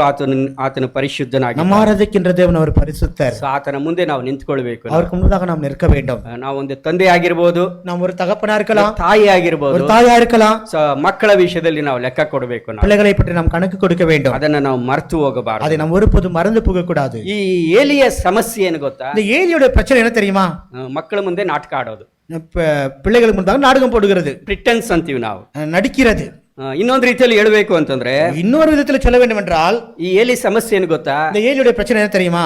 ಬೇರೆಯವರ ಪಾಪಗಳೆಲ್ಲ ಕಣ್ಣು ಕಾಣುತ್ತೆ, வேறுடைய பாவங்களெல்லாம் கண்ணுக்கு தெரிகிறது, ಬೇರೆಯವರ ಮಕ್ಕಳ ಪಾಪಗಳೆಲ್ಲ ಕಾಣ್ತದೆ, வேறுடைய பிள்ளைகளுடைய பாவம் எல்லாம் தெரிகிறது. ತನ್ನ ಮಕ್ಕಳು ಮಾಡೋದು ಕಾಣೋದಿಲ್ಲ ஆனா ಅವನಿಗೆ. தன் பிள்ளைகள் செய்கிற பாவம் அவருக்கு தெரியவில்லை. ಇದು ಏಲಿ ಸಮಸ್ಯೆ. இது ஏலியுடைய பிரச்சனை. இது ಎಷ್ಟೋ ಸಾರಿ ಆಗಿರ್ತೀವಲ್ಲ ನಾವು. எத்தனை தடவை நம்ம அப்படி இருக்கிறோம் அல்லவா? ಬೇರೆಯವ್ರ ಮಕ್ಕಳು ಪಾಪ ಮಾಡಿದ್ರೆ ಚೆನ್ನಾಗಿ ಕಾಣುತ್ತದೆ, வேறுடைய பிள்ளைகள் பாவம் செய்தால் நமக்கு அருமையாக ಆದ್ರೆ தோன்றுகிறது. ತನ್ನ ಮಕ್ಕಳು ಪಾಡೋ ಪಾಪಗಳು ತನ್ನ ಕಣ್ಣು ಕಾಣುತ್ತೆ, ಆದ್ರೆ ಮುಚ್ಕೊಳ್ತಾರೆ. ஆனா தம் பிள்ளைகள் செய்கிற பாவத்தை மற்றும் மூடி மறைக்கிறார்கள். ಉದಾಹರಣೆಗೆ ಏಲಿ ನೋಡ್ರಿ, உதாரணத்துக்கு ஏலியை பாருங்கள். ಹನ್ನಳು ಸ್ತ್ರೀ ಪ್ರಾರ್ಥನೆಗೋಸ್ಕರ ದೇವರ ಆಲಯಕ್ಕೆ ಬಂದಿದ್ಲು. அண்ணாள் ஸ்திரியானவள் ஆலயத்துக்காக ஜெபிக்க வந்திருக்கிறாள். ತುಟಿಗಳು ಮಾತ್ರ ಅಳ್ಳಾಡ್ತಾ ಇತ್ತು, அவளுடைய உதடுகள் மட்டும் அசைகிறது, ಹೃದಯದಲ್ಲಿ ಪ್ರಾರ್ಥನೆ ಮಾಡ್ತಾ ಇತ್ತು. இருதயத்தில் ஜெபித்துக் கொண்டிருக்கிறாள். ಏಲಿ ಅವಳನ್ನ ನೋಡಿ ಏನಂದುಕೊಂಡ? ஏலி அவளை பார்த்து சொல்லுகிறார், ಕುಡಿದು ಆಲಯಕ್ಕೆ ಬಂದಿದ್ಯಾ ಅಂತ. வெறித்து ஆலயத்துக்கு வந்திருக்கிறாயா என்று ದೇವರ கேட்கிறார். ಸನ್ನಿಧಾನದಲ್ಲಿ ಕುಡಿದು ಬರ್ತೀಯಾ ಅಂತ ಗದರಿಸ್ತಾ. தேவனுடைய ஆலயத்தில் வெறித்து வந்திருக்கிறாயா என்று கேட்கிறார். ಅವಳು ಮಾಡ್ತಾ ಇರೋದು ತಪ್ಪು ಅಂತ ಇವನಿಗೆ ಅನ್ನಿಸ್ತು. அவள் செய்கிறது தவறு என்பதாக தெரிந்து ಆದ್ರೆ கொள்கிறார். ಅವನ ಮಕ್ಕಳು ದೊಡ್ಡ ದೊಡ್ಡ ಪಾಪ ಮಾಡ್ತಾ ಇದ್ದಾರೆ, அவனுடைய பிள்ளைகள் பெரிய பெரிய பாவத்தை செய்கிறார்கள். ಆದ್ರೆ ಆತನು ಕಂಡು ಬರಲಿಲ್ಲ, ஆனா அவர்களுக்கு தெரியவில்லை, ಗದರಿಸಲಿಲ್ಲ ಆತನು. அவன் அதற்றவில்லை. ಸೊ ಇದ್ರನ್ನ ನಾವ್ ಏನ್ ಹೇಳ್ಬೇಕು ಅಂತಂದ್ರೆ, இதை நாம் என்ன சொல்ல வேண்டும் என்றால், ಭಕ್ತಿಯ ವೇಷ ಇರ್ತದೆ, பக்தியோட வேஷம் இருக்கிறது, ಸೊ ಆದ್ರೆ ಒಳಗಡೆ ತಿರುಳಿಲ್ಲ. உள்ளத்திலே he was not walking with the lord. அவன் கர்த்தரோடு நடக்கவில்லை. ರಿಲಿಜಿಯನ್ ಇದೆ, மதம் இருக்கிறது, ರಿಯಾಲಿಟಿ ಇಲ್ಲ. ஆனா உண்மை இல்லை. ರಿಲಿಜಿಯನ್ ಇದೆ, மதம் இருக்கிறது, ರಿಲೇಶನ್ಶಿಪ್ ಇಲ್ಲ. ஆனா உறவு இல்லை. ದೇವರ ಸನ್ನಿಧಾನದಲ್ಲಿ ಕುಳಿತುಕೊಳ್ಳುವಂತ ಜೀವಿತ ಇಲ್ಲ. தேவனுடைய சமூகத்துக்குள்ள அமர்ந்து கொள்ளுகிற ஒரு காரியம் இல்லை. ಚರ್ಚ್ನಲ್ಲೇನೋ ಇದ್ದೀರಾ, ஆலயத்தில் என்னமோ இருக்கிறோம், ವಾಕ್ಯವೇನೋ ಕೇಳ್ತೀರಾ, வார்த்தையೇನೋ கேட்கிறோம், ಆದ್ರೆ ಪ್ರತಿ ದಿವಸ ದೇವರ ಸನ್ನಿಧಾನದಲ್ಲಿ ಕುಳಿತುಕೊಂಡು ದೇವರೊಟ್ಟಿಗೆ ಮಾತನಾಡುವಂತ ಜೀವಿತ ಇಲ್ಲ.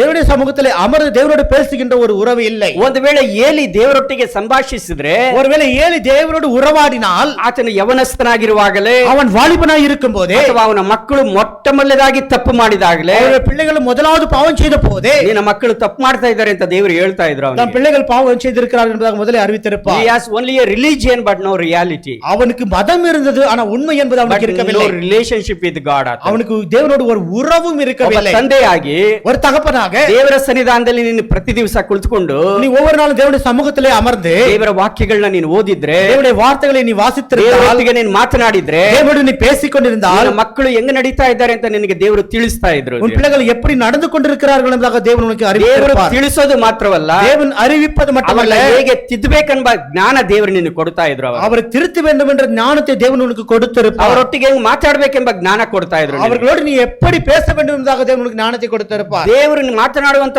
ಧೈರ್ಯವನ್ನ ಕೊಡ್ತಾ ಇದ್ರು. தேவன் எப்படி பேச என்ற தைரியத்தை கொடுத்திருப்பார். ನಿನ್ನ ಸಮಸ್ಯೆ ಏನು ಗೊತ್ತಾ? உன் பிரச்சனை என்ன தெரியுமா? ನಿನ್ನ ಕುಟುಂಬಕ್ಕಿಂತಲೂ, உன் குடும்பத்தை காட்டிலும், ಮಕ್ಕಳಿಗಿಂತಲೂ, பிள்ளைகளை ನಿನ್ನ காட்டிலும் ಕೆಲಸನೇ ದೊಡ್ಡದು. உன்னுடைய பணிதான் உனக்கு பெருசு. ಪ್ರತಿ ದಿವಸ ದೇವಗುಡಾರಕ್ಕೆ ಹೋಗೋದು, ஒவ்வொரு நாள் தேவகுடாரத்துக்கு செல்கிறது, ದೇವರ ಸೇವೆ ಮಾಡೋದು, தேவனுடைய ஊழியம் செய்கிறது, ಮಕ್ಕಳು ತಮಗೆ ಇಷ್ಟ ಬಂದ ಹಾಗೆ ಓದು, பிள்ளைகள் தன் விருப்பம் வந்தவர்கள் ஓடுகிறது. ಫ್ಯಾಮಿಲಿಗಳು ಹಿಂಗ ಆಗೋಗಿದೆ. எத்தனையோ குடும்பங்கள் இப்படியாகத்தான் மாறி இருக்கிறது. ಮದುವೆ ಆದ್ಮೇಲೆ ಗಂಡಸರು ಏನ್ ಅನ್ಕೋತಾರೆ ಗೊತ್ತಾ? திருமணம் ஆண் பெண் ஆண்கள் என்ன நினைக்கிறார்கள் தெரியுமா? ದುಡಿಯೋದು ನನ್ನ ಡ್ಯೂಟಿ, பணியாற்றுகிறது என்னுடைய பணி, ದುಡಿದು ಸಂಪಾದನೆ ಮಾಡೋದು ನನ್ನ ಕೆಲಸ, சம்பாதிக்கிறது என்னுடைய பணி, ಮಕ್ಕಳು ನೋಡ್ಕೊಳ್ಳೋದು ನನ್ನ ಹೆಂಡತಿ ಕೆಲಸ, பிள்ளைகளை பார்த்துக்கொள்வது மனைவியுடைய பணி. ನಿನ್ನ ಮಕ್ಕಳು ಎಲ್ಲಿ ಹೋಗ್ತಾ ಇದಾರೆ ಅನ್ನೋ ಗ್ರಹಿಕೆನೂ ನಿನಗಿಲ್ಲ. உன் பிள்ளைகள் எங்க செல்கிறார்கள் என்ற அறிவும் உனக்கு ಬರೀ இல்லை. ಕೆಲಸ ಕೆಲಸ ಕೆಲಸ ಅನ್ಕೊಂಡು எப்பொழுதும் வேலை வேலை வேலை என்பதாக ದೇವರ நினைத்து ಸನ್ನಿಧಾನದಲ್ಲಿ ಕುಳಿತುಕೊಳ್ಳಲಿಲ್ಲ, தேவனுடைய சமூகத்திலே உட்காரவில்லை, ಮಾತನಾಡಲಿಲ್ಲ, தேவனோடு பேசவில்லை, ಅದಕ್ಕೆ ದೇವರು ನಿನಗೆ ಜ್ಞಾನನೂ ಕೊಡ್ಲಿಲ್ಲ, தேவன் அந்த ஞானத்தை உனக்கு கொடுக்கவில்லை, ಮಕ್ಕಳೊಟ್ಟಿಗೆ ಮಾತಾಡುವಂತ ಧೈರ್ಯನೂ ನಿನಗೆ ಬರಲಿಲ್ಲ. அந்த பிள்ளைகளோடு பேசுகின்ற தைரியம் உனக்கு வரவில்லை. ದೇವರೊಟ್ಟಿಗೆ ನಿನ್ ಸಂಪರ್ಕ ಇಲ್ಲ. ஏனென்றால் தேவனோடு உனக்கு தொடர்பே இல்லை. ರಿಲಿಜಿಯನ್ ಇದೆ, ಆದ್ರೆ ರಿಲೇಶನ್ಶಿಪ್ ಇಲ್ಲ.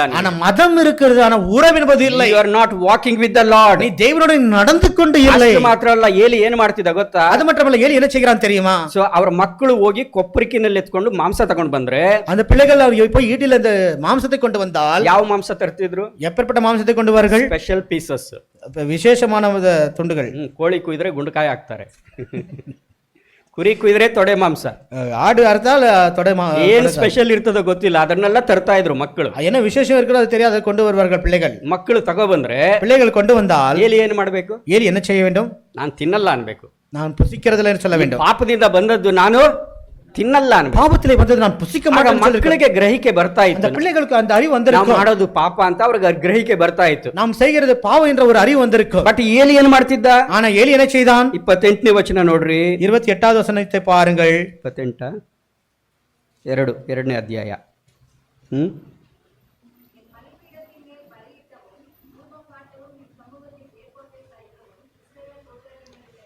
ಅವುಗಳ ಶ್ರೇಷ್ಠ ಭಾಗಗಳಿಂದ ನಿಮ್ಮನ್ನು ಅಂದ್ರೆ ಯಾರನ್ನ? ನೀನು ನಿನ್ನ ಮಕ್ಕಳು. மேன்மையான பகுதியினாலே உங்களை நீங்கள் உயர்த்தி கொள்ளுகிறது என்ன? ಅಂದ್ರೆ ಆ ಪಾಪದಲ್ಲಿ ಯಾರು ಸೇರವ್ರೆ? அந்த பாவத்தில் யார்? ಏಲಿ ಸೇರಿದ್ದಾನೆ ಆತ. ஏலி சேர்ந்திருக்கின்றான். ನಿನ್ನ ಮಕ್ಕಳು ಮೋಸ ಮಾಡಿ, உன் பிள்ளைகள் மோசம் செய்து, ಸುಳ್ಳು ಹೇಳಿ, உன் பிள்ளைகள் போய் செய்யಲಿ, ನಿನ್ನ ಮಕ್ಕಳು ಹಣ ತಂದು ಕೊಟ್ರೆ, உன் பிள்ளைகள் பணத்தை கொண்டு ನೀನು வந்தால், ಒಳ್ಳೆ ತಂದೆ ತಾಯಿ ಆಗಿದ್ರೆ, நீ நல்ல தகப்பன் தாயா ನಿನ್ನ இருந்தால் ಮಕ್ಕಳನ್ನ ಕೇಳಬೇಕು. ನಿನ್ನ உன் பிள்ளைகளை கேட்க ಈ வேண்டும். ದುಡ್ಡು ನಿನಗೆ ಎಲ್ಲಿಂದ ಬಂತು? இந்த பணம் எங்கிருந்து வந்தது? ನಿನಗೆ ಎಲ್ಲಿಂದ ಬಂತು ಈ ಹಣ? ಇದು இந்த பணம் எங்கிருந்து வந்தது? ಈ ವಸ್ತು ನಿನಗೆ ಎಲ್ಲಿಂದ ಬಂತು? இந்த காரியம் உனக்கு எங்கிருந்து ಈ வந்தது? ಮೊಬೈಲ್ ನಿನಗೆ ಎಲ್ಲಿಂದ ಬಂತು? இந்த கைபேசி எங்கிருந்து ಈ வந்தது? ಬಟ್ಟೆ ತಗೊಳ್ಳಕ್ಕೆ ನಿನ್ ಕಾಸು ಎಲ್ಲಿಂದ ಬಂತು? இது வாங்கிக் கொள்ள உனக்கு எங்க பணம் வந்தது? ಇದು ನನಗೆ ಬೇಡ, ನನಗೆ எனக்கு வேண்டாம். எனக்கு ಆ ಮಕ್ಕಳು ನಿನಗೆ ಮೋಸದಿಂದ ಒಳ್ಳೆ ಮೊಬೈಲ್ ಕೊಡಿಸಿದ್ರು, அந்த பிள்ளைகள் மோசத்தோடு உனக்கு நல்ல ஒரு கைபேசி வாங்கி ನೀನು கொடுத்தாலும் ಒಳ್ಳೆ ತಂದೆ ತಾಯಿ ಆದ್ರೆ ಅದನ್ನ ಕೇಳಬೇಕು, ನಿನಗೆ ಎಲ್ಲಿಂದ ಬಂತು? நீ நல்ல தகப்பன் தாய்மாரா இருந்தா அதை கேட்க ಅದು வேண்டும். ಮೋಸದಿಂದ ಬಂದಿದ್ರೆ அது மோசத்தோடு வந்திருந்தால் ನೀನು ಅದನ್ನ ಒಪ್ಕೊಳ್ಬಾರದು. ನೀನು இதனை ஏற்றுக்கொள்ளக்கூடாது. ನಿನ್ನ ಮಕ್ಕಳಿಗೆ ಗ್ರಹಿಕೆ ಬರ್ತದೆ. அப்பொழுது பிள்ளைகளுக்கு அறிவு வந்திருக்கும். ಬಟ್ ಏಲಿ ಏನ್ ಮಾಡ್ದ? இந்த ஏலி என்ன செய்தான்? ನನ್ನ ಮಕ್ಕಳು ಮಾಂಸ ತಂದ್ರೆ ಕುತ್ಕೊಂಡು ಚೆನ್ನಾಗಿ ತಿಂದ ಆತ. தன் பிள்ளைகள் மாம்சத்தை கொண்டு ದೇವರು ನೋಡಿದ್ದಾನೆ ಅದನ್ನ, தேவன் அதை பார்த்திருக்கிறார். ಅದಕ್ಕೆ ನೀವು ಕೊಬ್ಬಿದ್ದೀರಾ ಅಂತಾನೆ ಆತ. அதுதான் நீங்க கொழுத்து இருக்கிறீர்கள் என்று சொல்கிறார். ನನ್ನ ನೈವೇದ್ಯ ಮಾಂಸದಿಂದ ನಿಮ್ಮನ್ನು ನೀವು ಕೊಬ್ಬಿಸಿಕೊಂಡಿದ್ದೀರಾ. அது எண்ணத்தின் பலியினாலே நீங்கள் கொழுத்து கொண்டிருக்கிறீர்கள் என்று சொல்கிறார். ಏಲಿ ನೋಡುವಾಗ ஏலியை பார்க்கும்போது ದೇವರ ಸನ್ನಿಧಾನದಲ್ಲಿ ಕುಳಿತುಕೊಳ್ಳುವಂತ ಜೀವಿತ ಇರಲಿಲ್ಲ ಅವನಿಗೆ. தேவனுடைய சமூகத்திலே அமர்ந்து கொள்கிற ஒரு வாழ்க்கை அவனுக்கு இருக்கவில்லை. ಹೆಂಗ್ ಜೀವಿಸಿರ್ತಾನೆ ಹೇಳಿ? எப்படி வாழ்ந்திருப்பான் பாருங்கள். ಹೆಂಗ್ ಜೀವಿಸಿರ್ತಾನೆ? எப்படி வாழ்ந்திருப்பான்? ಯವನಸ್ಥನಾಗಿದ್ದಾಗ, வாலிபனா இருந்த போது. ಯವನಸ್ಥನಾಗಿದ್ದಾಗ ಹೆಂಗ್ ಜೀವಿಸಿರ್ತಾನೆ ಅವನ ಮಕ್ಕಳು ಹಂಗೆ ಜೀವಿಸಿರ್ತಾರೆ. வாலிபனா இருக்கும்போது எப்படி வாழ்ந்தானோ பிள்ளைகளும் அப்படிதான் வாழ்ந்திருப்பார்கள். ಕೆಲವು ಸಾರಿ சில சமயத்திலே ಮಕ್ಕಳು ಯವನಸ್ಥರಾಗಿದ್ದಾಗ ಸಿನಿಮಾದಲ್ಲಿ ನೋಡ್ದಂಗೆ ನಮ್ಮ ಜೀವಿತನ ಅವರಲ್ಲಿ ನೋಡ್ತೀವಿ ನಾವು. பிள்ளைகள் வாலிபலா இருக்கும்போது நாம் காட்சியில பார்த்தது போல நாம் இங்கே பார்க்கின்றோம். ಏನಂತೀವಿ ನಾವು? என்ன பார்க்கின்றோம்? ಚಿಕ್ಕ ವಯಸ್ಸಿನಲ್ಲಿ ನೀನು ಹಿಂಗೆ ಮಾಡಿರ್ತೀಯ, சிறு வயதுல நீ இப்படி செய்திருப்பாய். ನಿನ್ನ ಮಕ್ಕಳು ಮಾಡೋದನ್ನ ನೀನು ನೋಡ್ತಾ ಇದೀಯ, ನೀನು உன் பிள்ளைகள் செய்கிறதை நீ பார்த்திருக்கிறாய். ಅದರಿಂದ ಜಾಗೃತರಾಗಿರ್ಬೇಕು ತಂದೆ. அதெல்லாம் நாம் மிகவும் விழிப்போடு இருக்க வேண்டும். ನಾನು ಮಾಡಿದ್ರೆ, நான் செய்தால் ನನ್ನ ಮಕ್ಕಳು ಅದನ್ನೇ ಮಾಡುತ್ತಾರೆ, என் பிள்ளைகளும் அதைதான் செய்வார்கள். ನಾವು ಜಾಗ್ರತೆಯಿಂದ ಇರಬೇಕು. நாம் மிகவும் விழிப்போடு இருக்க வேண்டும். ಇವತ್ತು ನಾವ್ ಏನ್ ಪಾಪ ಮಾಡ್ತೇವೋ, நாம் இன்னைக்கு என்ன பாவம் செய்கிறோமோ ನಮ್ಮ ಮಕ್ಕಳು ಅದೇ ಪಾಪವನ್ನ ಮಾಡುತ್ತಾರೆ, என் பிள்ளைகள் அதே பாவத்தை செய்வார்கள். ಏಲಿ ನೋಡುವಾಗ ஏலியை பார்க்கும்போது ಯವನ ಕಾಲದಲ್ಲಿ ಅವನು ಅದೇ ಪಾಪ ಮಾಡಿರಬಹುದು, வாலிப காலத்தில் இதே பாவத்தை செய்திருக்கலாம். ಅದಕ್ಕೆ ಮಕ್ಕಳು ಕಲ್ತ್ಕೊಂಡಿರ್ತಾರೆ, அதுதான் பிள்ளைகள் கற்றுக்கொண்டிருப்பார்கள். ಏಲಿ ನೋಡುವಾಗ ஏலியை பார்க்கும்போது ತನ್ನ ಮಕ್ಕಳಾಗೆ ಒಂದು ವೇಳೆ ಅವತನ್ನು ಜೀವಿಸಿರಬಹುದು, தன் பிள்ளைகளை போல ஒருவேளை வாழ்ந்திருக்கலாம். ಮಾಡಿದ್ನೇ ಅವ್ರು ಮಾಡಿರ್ತಾರೆ, அவங்க அப்பன் செய்ததை செய்திருக்கலாம். ಫ್ಯಾಮಿಲಿಗಳಲ್ಲಿ ಇದು ಸತ್ಯ. ಅದು எத்தனையோ குடும்பத்தில் இது உண்மை. ನೀನು ಮಾಡಿದ್ರೆ ನಿನ್ನ ಮಕ್ಕಳು ಅದೇ ಮಾಡ್ತಾರೆ, நீ செய்தால் உன் பிள்ளைகள் அதுதான் செய்வார்கள். ಕಣ್ಣಿಂದ ನೋಡಿ ಅದನ್ನ ದುಃಖ ಪಡ್ತೀಯ. நீ ಕಣ್ಣಾலே பார்த்தது துக்கம் அடைகிறாய். ದೇವರನ್ನ ನೀನು ಅಲಕ್ಷ್ಯ ಮಾಡಿದ್ರೆ, தேவனை நீ அலட்சிய செய்தால் ನಿನ್ನ ಮಕ್ಕಳು ಅದನ್ನೇ ನೀನು ಮಾಡ್ತಾರೆ, உன் பிள்ளைகள் அதையே செய்வார்கள். ದೇವರ ಸನ್ನಿಧಾನದಲ್ಲಿ ಅವನು ಕುಳಿತುಕೊಂಡಿದ್ರೆ, தேவனுடைய சமூகத்தில் நீ அமர்ந்திருந்தால் ದೇವರು ಆತನಿಗೆ ತಿಳಿಯಪಡಿಸ್ತಾ ಇದ್ದ, தேவன் அதை அறிவிப்பார். ಅವನು ಅವ್ರ ಮಕ್ಕಳನ್ನ ತಿದ್ದುತ್ತಾ ಇದ್ರು. அவனையும் அவன் பிள்ளைகளின் ಇವತ್ತಿರೋ திருத்திருப்பார். ಪ್ರಶ್ನೆ ಏನಂತಂದ್ರೆ, எனக்கு இருக்கிற கேள்வி என்னவென்றால், ತಂದೆಯಾಗಿ ತಾಯಿಯಾಗಿ, ஒரு தகப்பனாக ஒரு தாயாக ನಿನ್ನ ಮಕ್ಕಳ ವಿಷಯದಲ್ಲಿ உன்னுடைய பிள்ளைகளை பற்றி ದೇವರ ಸನ್ನಿಧಾನದಲ್ಲಿ ಕುಳಿತುಕೊಳ್ಳುವಂತ ಜೀವಿತ ಇದೆಯಾ? தேவனுடைய சமூகத்திலே அமர்கின்ற ஒரு வாழ்க்கை இருக்கிறதா? ದೇವರೊಟ್ಟಿಗೆ ನಡೆಯುವಂತ ಜೀವಿತ ಇದೆಯಾ? தேவனோடு நடக்கின்ற ஒரு வாழ்க்கை இருக்கிறதா? ದೇವರೊಟ್ಟಿಗೆ ಮಾತನಾಡುವಂತ ಜೀವಿತ ಇದೆಯಾ? தேவனோடு பேசுகின்ற ஒரு வாழ்க்கை ದೇವರ இருக்கிறதா? ಸ್ವರ ಕೇಳಿಸಿಕೊಳ್ಳುವ ಜೀವಿತ ಇದೆಯಾ? தேவனுடைய சத்தத்தை கேட்கின்ற ஒரு ಇಲ್ಲ வாழ்க்கை ಅಂತಂದ್ರೆ, இது இல்லை என்றால், ಇವತ್ತು ನೀನು ಅವರನ್ನ ತಿದ್ದಲಿಲ್ಲ ಅಂತಂದ್ರೆ, இன்னைக்கு அவர்களை திருத்தவில்லை என்றால், ವಯಸ್ಸಾದ ಮೇಲೆ ಅವ್ರ ನಿನ್ನ ಮಾತು ಕೇಳೋದಿಲ್ಲ, வயதான பின்பு உன்னுடைய வார்த்தைகளை அவர் ಅವ್ರು கேட்கிறதில்லை. ನಿನಗೆ ಮುಳ್ಳಾಗ್ತಾರೆ, அவர்கள் உனக்கு முட்களாவார்கள். ವೇದನೆಯಿಂದ ಆಗಿರ್ತದೆ. வேதனையா இருக்கும். ಎರಡನೇದಾಗಿ, இரண்டாவதாக ಏಲಿ ಸಮಸ್ಯೆ ಏನು ಗೊತ್ತಾ? ஏலியோட பிரச்சனை என்ன தெரியுமா? ಶರ್ಕಿಂಗ್ ದ ರೆಸ್ಪಾನ್ಸಿಬಿಲಿಟಿ ಅಂತಂದ್ರೆ ಜವಾಬ್ದಾರಿ, ಏನ್ ಹೇಳ್ತಾರೆ, ಇರ್ರೆಸ್ಪಾನ್ಸಿಬಲ್ ಫೆಲೋ, அந்த கடமையிலிருந்து தவழுகின்றது. ಒಂದು ತಂದೆಯಾಗಿ, ஒரு தகப்பனாக ಕುಟುಂಬವನ್ನ ನಾನು ನಡೆಸಬೇಕೆಂಬುದಾಗಿ ಜವಾಬ್ದಾರಿ ಇರಬೇಕು ಆತನಿಗೆ. குடும்பத்தை நடத்த வேண்டும் என்பதாக ஒரு கடமை இருக்க வேண்டும். ಸೊ ಏನ್ ಹೇಳ್ಬೇಕಾಗಿತ್ತು ಆತನು? அவன் என்ன செய்து சொல்லி இருக்க வேண்டும்? ನಾವು ದೇವರ ಸೇವೆಯಲ್ಲಿ ಇದ್ದೀವಿ, நாம் தேவனுடைய ஊழியத்தில் இருக்கிறோம், ದೇವರ ಮಕ್ಕಳಾಗಿದ್ದೀವಿ, நாம் தேவனுடைய பிள்ளையா இருக்கிறோம். ನಾವು ಈ ತರ ನಡ್ಕೊಳ್ಬಾರ್ದು, நாம் இப்படி நடந்து கொள்ளக்கூடாது. ಜನರು ನಮ್ಮನ್ನ ನೋಡ್ತಾರೆ, ஜனங்கள் நம்மை பார்க்கிறார்கள், ಜನರು ನಮ್ಮನ್ನ ಓದ್ತಾರೆ, ஜனங்கள் நம்ம வாசிக்கிறார்கள். ತನ್ನ ಮಕ್ಕಳನ್ನ ಆತನು ತಿದ್ದಬೇಕಾಗಿತ್ತು, தன் பிள்ளைகளை அவன் திருத்திருக்க வேண்டுமா இருந்தது. ಜವಾಬ್ದಾರಿಯನ್ನ ಆತನು ತೆಗೆದುಕೊಳ್ಳಬೇಕಾಗಿತ್ತು. அவன் அந்த கடமை அவன் எடுத்துக்கொள்ள வேண்டுமா இருந்தது. ಆತನ ಜವಾಬ್ದಾರಿ ತೆಗೆದುಕೊಳ್ಳಿಲ್ಲ, ಬಿಟ್ಬಿಟ್ಟ ಆತನು. அந்த கடமை எடுத்துக்கொள்ளவில்லை, அது விட்டு ನನ್ನ ಹೆಂಡತಿ ಹೆಂಗಾದ್ರೂ ಹೋಗ್ಲಿ ಬಿಡು, என் மனைவி எப்படியானா செய்யட்டும், ನನ್ನ ಮಕ್ಕಳು ಹೆಂಗಾದ್ರೂ ಹೋಗ್ಲಿ ಬಿಡು, பிள்ளைகள் எப்படியானா போட்டோம், ಅವ್ರು ಬೆಳೆದವರೇ ಬಿಡು, ಅವ್ರು ನನ್ನ ಮಾತು ಕೇಳಲ್ಲ, அவர் வளர்ந்திருக்கிறார்கள், அவர் வார்த்தை கேட்பதில் விடு. ನೀನ್ ಹಂಗ ಹೇಳ್ಬಿಡ್ರೆ ದೇವ್ರು ನಿನ್ನ ಬಿಡ್ತಾನ? அப்படி சொல்லிவிட்டால் தேவன் உன்னை விட்டு விடுவாரோ? ನೀನ್ ಮನುಷ್ಯರಿಗೆ ಹೇಳ್ಬಹುದು, நீ ನೀನು மனிதர்களுக்கு சொல்லலாம், ಸ್ವಲ್ಪ ಬುದ್ಧಿ ಹೇಳಿ ಬ್ರದರ್ ನಿಮ್ಮ ಮಕ್ಕಳಿಗೆ, ಅಂದ್ರೆ ನನ್ನ ಮಾತು ಕೇಳಲ್ಲ ಬ್ರದರ್ ಅವರು. பிள்ளைகளுக்கு கொஞ்சம் புத்தி ಎಷ್ಟು ಸಾರಿ ಹೇಳ್ಬೇಕು ನಿಮಗೆ, ಅವ್ರು ನನ್ನ ಮಾತು ಕೇಳಲ್ಲ ಅಂತ? எத்தனை தடவை சொல்றது, அவர் என்னோட வார்த்தை ನಿನ್ನ ಹೆಂಡತಿಗೆ ಒಂದ್ ಸ್ವಲ್ಪ ಚೂರು ಬುದ್ಧಿ ಹೇಳು ಬ್ರದರ್. உன் மனைவிக்கு கொஞ்சம் புத்தி சொல்லு சகோதரனே, ನನ್ನ ಮಾತು ಕೇಳಲ್ಲ ಬ್ರದರ್ ಅವರು, என் வார்த்தை கேட்கறதில்ல ನನ್ನ சகோதரனே, ಮೇಲೆ ಕೋಪ ಮಾಡ್ಕೋತಾರೆ, என் மேலே கோபம் கொள்வார்கள். ಸೊ ದೇವ್ರು ನಿನ್ನ ಬಿಡ್ತಾನ? தேவன் உன்னை விடுவாரா? ಮನುಷ್ಯರ ಹತ್ರ ನೀನು ತಪ್ಪಿಸ್ಕೋಬಹುದು, மனிதர்களை நீ தப்பித்துக் கொள்ளலாம், ದೇವರ ಹತ್ರ ನೀನು ತಪ್ಪಿಸ್ಕೊಳ್ಳಿಕ್ಕೆ ಸಾಧ್ಯನೇ ಇಲ್ಲ. தேவனிடத்தில் நீ தப்பித்துக் கொள்ளவே முடியவே ಒಂದ್ முடியாது. ವೇಳೆ ಇವತ್ತು ನಿನಗೆ ಹಿಂಗ ಅನ್ನಿಸ್ಬೋದು, ஒருவேளை இப்படி நீ நினைக்கலாம், ಇನ್ಮೇಲೆ ನಾನು ಜವಾಬ್ದಾರಿಯುತ ತಂದೆಯಾಗಿ ನಾನು ಇರಬೇಕು, இன்று முதல் நான் கடமையுள்ள மகனிதான் நான் இருக்க வேண்டும், ಜವಾಬ್ದಾರಿಯುಳ್ಳ ಒಬ್ಬ ತಂದೆಯಾಗಿ ನಾನು ಇವತ್ತು ಇರಬೇಕು. ನಾನು ஒரு கடமையுள்ள தகப்பனை போல் இருக்க வேண்டும். ಹಾಗಿರ್ಬೇಕಾದ್ರೆ ನಾನು ಏನ್ ಮಾಡ್ಬೇಕು? அப்படி இருக்க வேண்டும் என்றால் நான் என்ன செய்ய வேண்டும்? So what should I do? நான் என்ன செய்ய வேண்டும்? ಮೊಟ್ಟ ಮೊದಲೇದಾಗಿ ಹೇಳ್ತೇನೆ, முதலாவதாக சொல்லுகிறேன், ದೇವರೊಟ್ಟಿಗೆ ನಡೆಯುವುದನ್ನ ಕಲ್ತ್ಕೊಳ್ಳಿ. தேவனோடு நடக்கிறதை ದೇವರ ಸನ್ನಿಧಾನದಲ್ಲಿ ಕುಳಿತುಕೊಳ್ಳೋದನ್ನ ಕಲೀರಿ. தேவனுடைய சமூகத்தில் உட்கார்றதை ದೇವರ கற்றுக்கொள்ள ವಾಕ್ಯಗಳನ್ನ ಕ್ರಮವಾಗಿ ಓದ್ರಿ. ನೀವು தேவனுடைய வார்த்தைகளை ನೀವು ಓದಿಲ್ಲ ಅಂದ್ರೆ ನಿಮ್ಮ ಮಕ್ಕಳು ಓದೋದೇ ಇಲ್ಲ. நீங்கள் வாசிக்கவில்லை என்ற பிள்ளைகளும் வாசிக்க ನೀವು மாட்டார்கள். ಸನ್ನಿಧಾನದಲ್ಲಿ ಕುಳಿತುಕೊಳ್ಳಿಲ್ಲ ಅಂದ್ರೆ ದೇವರು ಮಕ್ಕಳು ಕುಳಿತುಕೊಳ್ಳೋದಿಲ್ಲ. நீ தேவனுடைய சமூகத்தில் அமரவில்லை என்றால் ದೇವರ ಸ್ವರವನ್ನ ಕೇಳಿಸ್ಕೊಳ್ರಿ. ನೀವು உன் தேவனுடைய சத்தத்தை ಸಣ್ಣ ಸಣ್ಣ ಪಾಪಗಳನ್ನ ದೇವರಲ್ಲಿ ಅರಿಕೆ ಮಾಡ್ರಿ. ನೀವು சின்ன சின்ன பாவங்களை தேவனிடத்தில் அறிக்கை ನಿಮ್ಮ ಮಕ್ಕಳ ಪಾಪಗಳನ್ನು ಸಹ ಅರಿಕೆ ಮಾಡ್ರಿ. பிள்ளைகளை பாவத்தையும் அறிக்கை ಅವರ ಕ್ಷಮಾಪಣೆಗೋಸ್ಕರವಾಗಿ ಪ್ರಾರ್ಥನೆ ಮಾಡ್ರಿ. அவருடைய மன்னிப்புக்காக தேவனிடத்தில் வேண்டுதல் செய்யுங்கள். ದೇವರ ಸನ್ನಿಧಾನದಲ್ಲಿ ಕುಳಿತುಕೊಳ್ಬೇಕು. ನಾವು தேவனுடைய சமூகத்தில் அமர வேண்டும். ದೇವರು ನನ್ನ ಲೆಕ್ಕ ಕೇಳ್ತಾನೆ ಅನ್ನುವಂತ ಒಂದು ಗ್ರಹಿಕೆ ಬರಬೇಕು. தேவன் என்னை கணக்கு கேட்பார் என்ற அறிவு நமக்கு வர வேண்டும். ಅವನು ದೇವ್ರ ಲೆಕ್ಕ ಕೊಡ್ತಾನೆ ಅಲ್ಲ, அவர் கணக்கு கொடுக்கிறார் என்பதாக அல்ல. ಸೊ ಅವ್ರ ವಿಷಯದಲ್ಲಿ ದೇವರು ನಮಗೆ ಲೆಕ್ಕ ಕೇಳ್ತಾನೆ. அவரை பற்றி தேவன் நம்மை கணக்கு கேட்பார். ಅವರಿಗೋಸ್ಕರ ನಾವು ಪ್ರಾರ್ಥನೆ ಮಾಡಬೇಕು. அதற்காக நாம் ಅವರಿಗೆ ಹೇಳಬೇಕು, ನಾವು அவர்களுக்கு சொல்ல வேண்டும், ತಿದ್ದಬೇಕು, ನಾವು திருத்த வேண்டும். ಮದುವೆ ಆಗಿದ್ರು ಪರವಾಗಿಲ್ಲ, திருமணம் ஆனாலும் சரி, ಸೊ ತಿದ್ದಬೇಕು, ನಾವು திருத்த வேண்டும். ನೀನು ಮದುವೆ ಆಗಿರ್ಬೋದು, நீ திருமணமா இருக்கலாம், ನಿನ್ಗೆ ಜವಾಬ್ದಾರಿ ಇರ್ಬೋದು, உனக்கு கடமை இருக்கலாம், ಆದ್ರೆ ದೇವರ ವಿಷಯದಲ್ಲಿ ನೀನು ಇರೋದು ಸರಿ ಇಲ್ಲ. ஆனா தேவனுடைய பற்றி இருக்கிறது நீ சரியில்லை. ಚರ್ಚ್ಗೆ ಲೇಟ್ ಆಗಿ ಬರೋದು ಸರಿ ಅಲ್ಲ. நீ ஆலயத்துக்கு லேட்டாக வருகிறது சரியல்ல. ದೇವರ ಸನ್ನಿಧಾನದಲ್ಲಿ ನೀನು ಓಡಾಡುವಂತದ್ದು ಸರಿಯಲ್ಲ. தேவனுடைய சமூகத்தில் நீ ஓடாடுகிறது சரியில்லை. ಸೊ ಮಕ್ಕಳನ್ನ ನಾವು ತಿದ್ದಬೇಕು. ನಾವು நம் பிள்ளைகளை நாம் திருத்த வேண்டும். ದೇವರ ಸನ್ನಿಧಾನದಲ್ಲಿ ಕುಳಿತುಕೊಂಡು ದೇವರ ವಾಕ್ಯ ಓದುವುದನ್ನ ಕಲ್ತ್ಕೊಳ್ಳೋಣ. ನಾವು தேவனுடைய சமூகத்தில் அமர்ந்து தேவனுடைய வார்த்தைகளை வாசிக்கிறதை நாம் கற்றுக்கொள்ள வேண்டும். ಎರಡನೇದಾಗಿ, இரண்டாவதாக, ನಿಮ್ಮ ಮಕ್ಕಳಿಗೆ ರಕ್ಷಣೆ ಇಲ್ಲ ಅಂತಂದ್ರೆ, பிள்ளைகளுக்கு ரட்சிப்பில்லை என்றால் ಆ ರಕ್ಷಣೆಯ ಅನುಭವಕ್ಕೋಸ್ಕರವಾಗಿ ಪ್ರಾರ್ಥನೆ ಮಾಡ್ರಿ. ನೀವು அந்த ரட்சிப்பின் அனுபவத்துக்காக நீ ஜெபிக்க வேண்டும். ಏಲಿ ಬಿಷಪ್ ಇದ್ದಾಗೆ, ಪೋಪ್ ಇದ್ದಾಗ ಆ ಕಾಲದಲ್ಲಿ, ஏலி அன்றைக்கு பிஷப்பும் போப்பு இருக்கிறது, ಆದ್ರೆ ಅವನ ಮಕ್ಕಳು, ஆனா அவன் பிள்ளைகள், ಒಂದು ಸಾಮುವೇಲ 2ನೇ ಅಧ್ಯಾಯ 12ನೇ ವಚನ, 1 சாமுவேல் 2ஆம் அதிகாரம் 12வது வசனம், ಯೆಹೋವನನ್ನು ಲಕ್ಷಿಸ್ತಿರಲಿಲ್ಲ ಅಂತಿದೆ. ಇಂಗ್ಲಿಷ್ ನಲ್ಲಿ they did know the lord ಅಂತಿದೆ. அவர்கள் தேவனை அறியவில்லை என்பதாக பார்க்கிறோம். ಯೆಹೋವನನ್ನ ಅರಿತಿರ್ಲಿಲ್ಲ ಅವರು. அவர்கள் கர்த்தரை அவர் அறிந்து They don't have the personal relationship. அவர்களுக்கு தனிப்பட்ட விதத்தில் ஒரு சம்பந்தம் இருக்கவில்லை. ಮಕ್ಕಳಿಗೆ ದೇವರು ಯಾರು ಅಂತ ಗೊತ್ತಿಲ್ಲ. அவர்களுடைய பிள்ளைகள் தேவன் யார் என்பது தெரியவில்லை. ಚರ್ಚ್ಗೆ ಬರ್ತಾವ್ರೆ, ஆலயத்துக்கு வருகிறார்கள், ಹಾಡು ಹೇಳ್ತಾವ್ರೆ, பாடலை ಬರೆಸ್ತಾವ್ರೆ, அது இசைக்கருவி வாசிக்கிறார்கள். ಆದ್ರೆ ರಕ್ಷಣೆ ಹೊಂದಿದ್ದಾರಾ? ஆனா ரட்சிக்கப்பட்டிருக்கிறார்களா?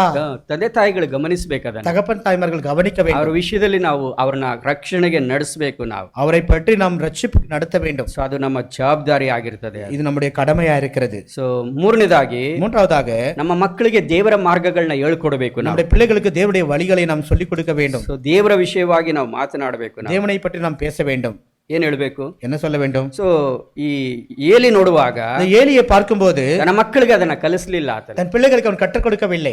ಯಜ್ಞ ಅಂದ್ರೆ ಏನು, பலி என்றால் என்ன, ನೈವೇದ್ಯ ಅಂದ್ರೆ ಏನು, நைவேத்தியம் என்றால் என்ன, ಅದನ್ನ ದೇವರಿಗೆ ನಾವು ಯಾಕೆ ಅರ್ಪಿಸ್ತೇವೆ, அதை எதற்காக தேவருக்கு அர்ப்பணிக்கின்றோம், ರಕ್ತ ಬಲಿ ಯಾಕೆ ಬೇಕು, ரத்த பலி எதுக்காக வேணும், ನಾವು ಪಾಪಿಗಳು, ನಾವು பாவிகள், நாம் ದೇವರು ಪರಿಶುದ್ಧನಾತನು, தேவன் பரிசுத்தர், ಆತ ನಮಗೋಸ್ಕರವಾಗಿ ತನ್ನ ರಕ್ತವನ್ನೇ ಸುರಿಸಿದ್ದಾನೆ. அவர் நமக்காக தன் ரத்தத்தை ಆ ஊற்றியிருக்கிறார். ರಕ್ತದ ಮೂಲಕ ನಾವು ದೇವರೊಟ್ಟಿಗೆ ಒಂದಾಗಬೇಕು. அந்த ரத்தத்தின் மூலம் தேவனோடு நாம் ஒன்றாக வேண்டும். ದೇವರ ಮಕ್ಕಳಾಗಿ ನಾವು ಜೀವಿಸಬೇಕು. தேவனுடைய பிள்ளையாக நாம் வாழ வேண்டும். ದೇವರ ವಿಷಯ ಹೇಳಬೇಕು, தேவனை பற்றி சொல்ல வேண்டும், ದೇವರ ಮಾರ್ಗಗಳನ್ನ ತಿಳಿಸಬೇಕು, தேவனுடைய வழிகளை தெரிவிக்க வேண்டும். ಮಾತ್ರವಲ್ಲ, அது மட்டுமல்ல, ನಮ್ಮ ಮಕ್ಕಳಿಗೆ ಏನು ಹೇಳಬೇಕು ಗೊತ್ತಾ? தன் பிள்ளைகளுக்கு என்ன சொல்லிக் கொடுக்க வேண்டும் தெரியுமா? ದೇವರು ಶಿಕ್ಷಿಸುವಂತ ದೇವರು, தேவன் தண்டிக்கிற தேவன், ದೇವರು ಕ್ಷಮಿಸ್ತಾನೆ ನಿಜ, தேவன் மன்னிக்கிறார் உண்மைதான். But sin as the consequences, அந்த பாவத்தினால் ஒரு விளைவு இருக்கிறது. ಪಾಪಕ್ಕೆ ಶಿಕ್ಷೆ ಇದ್ದೇ ಇದೆ. அந்த பாவத்துக்கு ஒரு விளைவு இருக்கிற விளைவு இருக்கிறது. ಪ್ರತಿಯೊಬ್ಬರು ಹೇಳ್ಕೊಡ್ಬೇಕಿದೆ, ஒவ்வொருவருக்கும் சொல்லிக் கொடுக்க வேண்டும். ಸೊ ದೇವರು ಪಾಪಕ್ಕೆ ಶಿಕ್ಷೆ ಕೊಟ್ಟೇ ಕೊಡುತ್ತಾರೆ. தேவன் பாவத்துக்கு தண்டனை ಪಾಪವನ್ನು ಆತನು ಕ್ಷಮಿಸಬಹುದು, பாவத்தை அவர் மன்னிக்கலாம். In his grace he will forgive sins, அவருடைய கிருபையினாலே உடைய பாவத்தை அவர் but மன்னிக்கலாம். in his government he always punishes sin. ஆனா அவருடைய அரசாங்கத்திலே அந்த பாவத்துக்கு தண்டனையை கொண்டு வர வேண்டும். ಪಾಪ ಮಾಡಿದ್ರೆ ಶಿಕ್ಷೆ ಖಂಡಿತವಾಗಿ ನೀನು ಏನು ಬಿತ್ತುತ್ತೀಯೋ ಅದನ್ನ ಕುಯ್ಲೇಬೇಕು. ನೀನು பாவம் செய்த தண்டனை வர வேண்டும். என்ன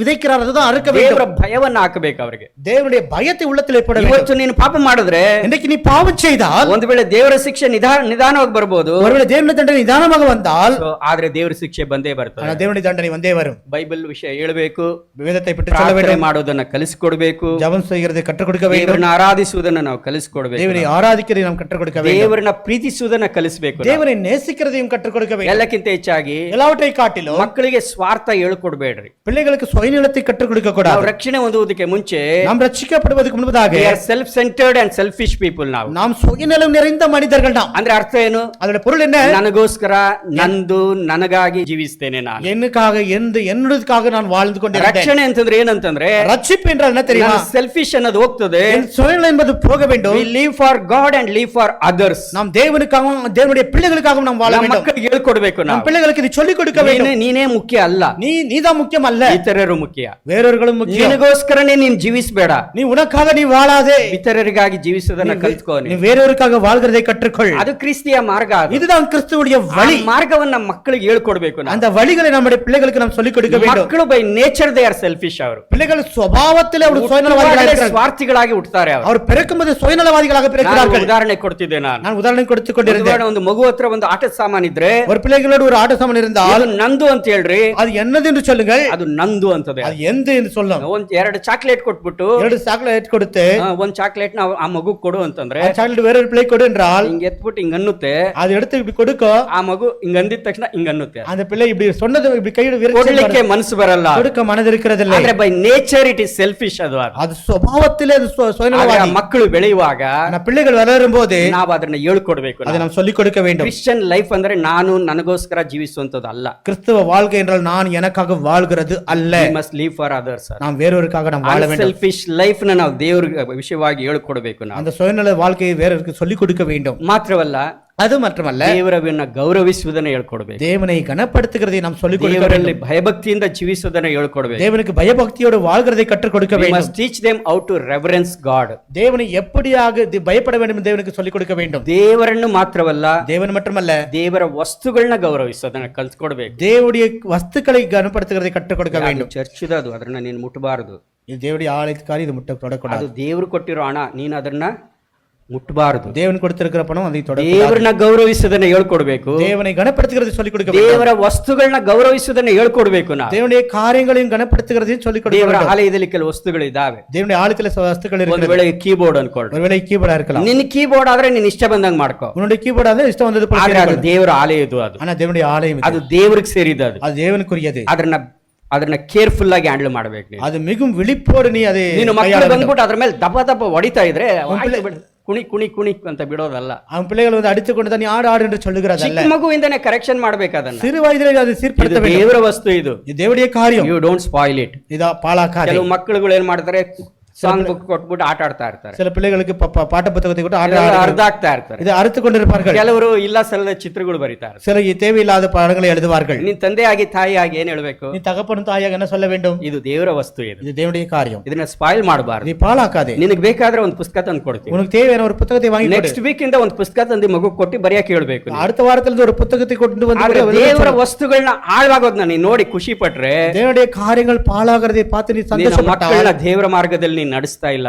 நீ உன்னுடைய பிள்ளைகளை தேவனுடைய வழியிலே நடத்தி கொண்டு இல்லை. ದೇವರನ್ನ ಗೌರವಿಸಬೇಕು, தேவனை கனப்படுத்த வேண்டும். ದೇವರ ವಸ್ತುಗಳನ್ನ ಗೌರವಿಸಬೇಕು, தேவனுடைய காரியங்களை கனப்படுத்த வேண்டும். ದೇವರ ವಾಕ್ಯಗಳನ್ನ ಗೌರವಿಸಬೇಕು, தேவனுடைய வார்த்தைகளை கனப்படுத்த ದೇವ வேண்டும். ಜನರನ್ನ ಗೌರವಿಸಬೇಕು, தேவ பிள்ளைகளை கனப்படுத்த ದೇವ வேண்டும். ಸೇವಕರನ್ನ ಗೌರವಿಸಬೇಕು. தேவனுக்கு ஊழியரையும் கனப்படுத்த வேண்டும். ನಾವೇನ್ ಮಾಡ್ತೀವಿ ಗೊತ್ತಾ? நாம் என்ன செய்கிறோம் தெரியுமா? ನಮ್ಮ ಮನೆಯಲ್ಲಿ ಕುತ್ಕೊಂಡು நம்ம வீட்டில் உட்கார்ந்து ದೇವ ಜನರ ಮೇಲೆ ಜೋಕ್ಗಳು ಮಾಡೋದು, தேவ பிள்ளைகளை மேலே காமெடி பண்ணுகிறது, ಕಾಮಿಡಿ ಪಟ್ಟು ಏನೋ ಖುಷಿ ಪಡೋದು, நகைச்சுவை சொல்லி ஏதோ சந்தோஷப்படுகிறது. ನಿನ್ನ ಮಕ್ಕಳು ಏನ್ ಮಾಡ್ತಾರೆ? உன் பிள்ளைகள் என்ன செய்வார்கள்? ಅದನ್ನ ನೋಡ್ತಾರೆ, அதை பார்ப்பார்கள். ನಮ್ಮಪ್ಪ ಯಾಕೆ ನಗ್ತಾವನೆ, எங்க அப்பா எதற்காக சிரிக்கிறார், ನಮ್ಮ ಯಾಕೆ ನಗ್ತಾವ್ರೆ, எங்க அம்மா எதற்காக சிரிக்கிறார், ಯಾರ ಮೇಲೋ ಜೋಕ್ ಮಾಡಿ ನಗೋದು, ಅವರು யார் மேலேயோ நகைச்சுவை சொல்லி சிரிக்கிறது. ಮಕ್ಕಳಲ್ಲಿ ಗೌರವ ಬರೋದಿಲ್ಲ. உன் பிள்ளைகளுக்கு அவரிடத்திலே ದೇವರ ಮೇಲೆ ಗೌರವ ಬರಲ್ಲ, ಜನರ ಮೇಲೆ ಗೌರವ, தேவனுடைய மேலேயும் கனம் வராது, தேவ பிள்ளைகள் மேலே ஒரு கனம் வராது. ಈ ಸಭೆ ಯಾಕಿದೆ ಗೊತ್ತಾ? சபை எதற்காக இருக்கிறது தெரியுமா? ನೀನೇನೋ ವಾಕ್ಯ ಕೇಳ್ತೀಯ ಅಂತ ಅಲ್ಲ, நீயே வார்த்தை கேட்கிற என்பதாக ಇದು ದೇವರ ಏರ್ಪಾಟು, ಇದು தேவனுடைய ஒரு ஏற்பாடு, ದೇವರ ಸಭೆ, ಇದು தேவனுடைய சபை. ದೇವರ ಸಭೆಯನ್ನ ಕಟ್ಟಿ, தேவன் சபையை கட்டி ಸಭೆ ಮೂಲಕವಾಗಿ சபையின் மூலமாக ತನ್ನ ವಾಕ್ಯಗಳನ್ನ ಪ್ರಕಟಿಸ್ತಾನೆ, தன்னுடைய வார்த்தைகளை வெளிப்படுத்துகிறார். ನೀವು ಒಬ್ಬರೇ ಕೇಳ್ತಾ ಇಲ್ಲ, ನೀವು ஒருவரை ಕೇಳಿಕೊಂಡಿಲ್ಲ, ಲೋಕದಲ್ಲಿರುವ ರಾಜತ್ವಗಳು ಕೇಳ್ತಾ ಇದ್ದಾರೆ, ಪರಲೋಕದಲ್ಲಿ ರಾಜರಿಗೂ ಕೇಳಿಕೊಂಡಿದ್ದಾರೆ, ದುರಾತ್ಮಗಳು ಕೇಳ್ತಾ ಇದ್ದಾರೆ, ದುಷ್ಟ ಆವಿಗಳು ಕೇಳಿಕೊಂಡಿದ್ದಾರೆ. ದುರಾತ್ಮಗಳು ರಾಜತ್ವಗಳು ದೇವದೂತರಿಗೂ, ರಾಜತ್ವವು ದೂತರುಗಳು ದುಷ್ಟ ದೇವರು ತನ್ನ ಸಭೆಯ ಮೂಲಕವಾಗಿ ತನ್ನ ರಹಸ್ಯಗಳನ್ನ ಪ್ರಕಟಿಸ್ತಾ ಇದ್ದಾನೆ. தேவன் தன் சபை மூலமாக ரகசியங்களை வெளிப்படுத்திக் கொண்டிருக்கிறார். ಬರೀ ನಿನಗೋಸ್ಕರ ಅಂತ ತಿಳ್ಕೋಬೇಡ, உனக்காக என்பதாக நினைக்காதே. ಕೇಳಿದ್ರೆ ಅದು ನಿನಗೆ ಆಶೀರ್ವಾದ. நீ கேட்டால் உனக்கு ஆசீர்வாதம். So, ನಿನ್ನ ಮಕ್ಕಳಿಗೆ ದೇವರನ್ನ ಗೌರವಿಸುವುದನ್ನ ಕಲಿಸ್ಕೊಡ್ಬೇಕು நம் ನಾವು. பிள்ளைகளுக்கு தேவனை கனப்படுத்துகிறதை நாம் ದೇವರ கற்றுக் கொடுக்க வேண்டும். ವಸ್ತುಗಳನ್ನ ಗೌರವಿಸುವುದನ್ನ ಕಲಿಸಬೇಕು ನಾವು. தேவனை ವಸ್ತುகளை கனப்படுத்துவதை ದೇವರ கற்றுக் கொடுக்க ಜನರನ್ನ வேண்டும். ಗೌರವಿಸುವುದನ್ನ தேவ ಕಲಿಸಬೇಕು ನಾವು. பிள்ளைகளை கனப்படுத்துவதை கற்றுக் கொடுக்க ನಿನ್ನ வேண்டும். ಮಕ್ಕಳ ಮುಂದೆ ನೀನು ಜೋಕ್ ಮಾಡ್ತಾ ಇದ್ರೆ உன் பிள்ளைகளுக்கு முன்பதாக நீ நகைச்சுவை செய்து ನಿನ್ನ கொண்டிருந்தால் ಮಕ್ಕಳು ದೇವರ ಮಾರ್ಗದಲ್ಲಿ ಅವರು ನಡೆಯೋದಿಲ್ಲ. அவர்கள் தேவனுடைய வழியிலே நடக்கிறதில்லை. ಮಾತ್ರವಲ್ಲ, அது மட்டுமல்ல, ನಿನ್ನ ಮಕ್ಕಳನ್ನ ಯಾವಾಗ ಕರೆಕ್ಷನ್ ಮಾಡ್ಬೇಕೋ ಅವಾಗಲೇ ಕರೆಕ್ಷನ್ உன் ಮಾಡ್ಬೇಕು. பிள்ளைகளை நீ எப்பொழுது திருத்த வேண்டுமோ அப்பொழுது நீ திருத்த வேண்டும். ನನ್ನ ಮಕ್ಕಳು ಇನ್ನ ಚಿಕ್ಕವರು, என் பிள்ளைகள் இன்னும் சிறியவர்கள், ಇನ್ನೂ ಸ್ವಲ್ಪ ಬೆಳಿಲಿ ಬಿಡು, இன்னும் கொஞ்சம் வளரட்டும் விடு, ಇನ್ನೂ ಸ್ವಲ್ಪ ಬೆಳಿಲಿ ಬಿಡು. இன்னும் கொஞ்சம் வளரட்டும். ನಿನ್ನ ಜೀವಮಾನ ಅಲ್ಲ ನಿನ್ನ ಮಕ್ಕಳು ಚಿಕ್ಕವರಾಗೇ ಕಾಣ್ತಾರೆ. உன் வாழ்க்கையெல்லாம் சிறியவர்களை போல இருப்பார்கள். ಏಲಿಗೆ 98 ವರ್ಷ ವಯಸ್ಸಾದ್ರು, ஏலிக்கு 98 வயது ஆன போது கூட, ಮಕ್ಕಳಿಗೆ 60 ವರ್ಷ ವಯಸ್ಸಾಗಿದ್ರು, பிள்ளைகளுக்கு 60 வயதா இருந்தாலும் கூட ಇನ್ನು ಮಕ್ಕಳೇ ತರ ನೋಡ್ದ ಆತ. இன்னும் பிள்ளைகளை போலே கண்டான். ಸೊ ನಾವು ಯಾವಾಗ ಕರೆಕ್ಷನ್ ಮಾಡಬೇಕು, நாம் எப்பொழுது திருத்த வேண்டும், ಯಾವಾಗ ಮಾಡಬೇಕೋ ಅವಾಗ್ಲೇ ಮಾಡ್ಬೇಕು. எப்பொழுது செய்ய வேண்டும் அப்பொழுது செய்ய ಇನ್ನೂ வேண்டும். ಸ್ವಲ್ಪ ವಯಸ್ಸಾಗ್ಲಿ ಅಲ್ಲ ಅದು. இன்னும் கொஞ்சம் வயதாகட்டும் அல்ல. ನಾನು ಒಂದು ಸಾಕ್ಷಿ ಹೇಳ್ತೇನೆ. நான் ஒரு சாட்சி சொல்லுகிறேன். ನನ್ನ ಮಗ ಸ್ಯಾಮು 1 ಇಯರ್ சாம் ஒரு வயதா இருக்கும்போது ಮೇಲೆತ್ತದೆ, இப்படி மேலே இப்படி தூக்கினேன். ಕಾಲಲ್ಲಿ ಪಟಾರ್ ಅಂತ ಒದ್ದ ಅವನು. காலை தூக்கும் போது காலை ಬರೀ எட்டி 1 ஒடித்தான். ಇಯರ್ ಅಷ್ಟೇನೆ ಆತ. ஒரு வயது அவ்வளவுதான். ಪಟ ಪಟ ಪಟ ಕಾಲ್ ಕೊಡದೆ ನಾನು. அவன் பட் பட் என்பதாக கால் மேல அடித்தேன். ಅವನ್ ಲೈಫಲ್ಲೇ ಮಾಡಕ್ ಹೋಗಿಲ್ಲ. அவன் மறுபடியும் வாழ்க்கையில் செய்யவில்லை. ನಾವೇನ್ ಮಾಡ್ತೀವಿ ಗೊತ್ತಾ, நாம் என்ன செய்யணும் தெரியுமா, ನನ್ನ ಮಗ ಒದ್ಬಿಟ್ರೆ ಅವಾಗ ಖುಷಿ ಅವ್ರಿಗೆ. அவன் பிள்ளைகளை எட்டி ஒதித்தார் சந்தோஷம். ಅಡಿ ಅಡಿ ಅಡಿ ஒதே ஒதே ತಾತ ಗಡಿ தாத்தா கடி.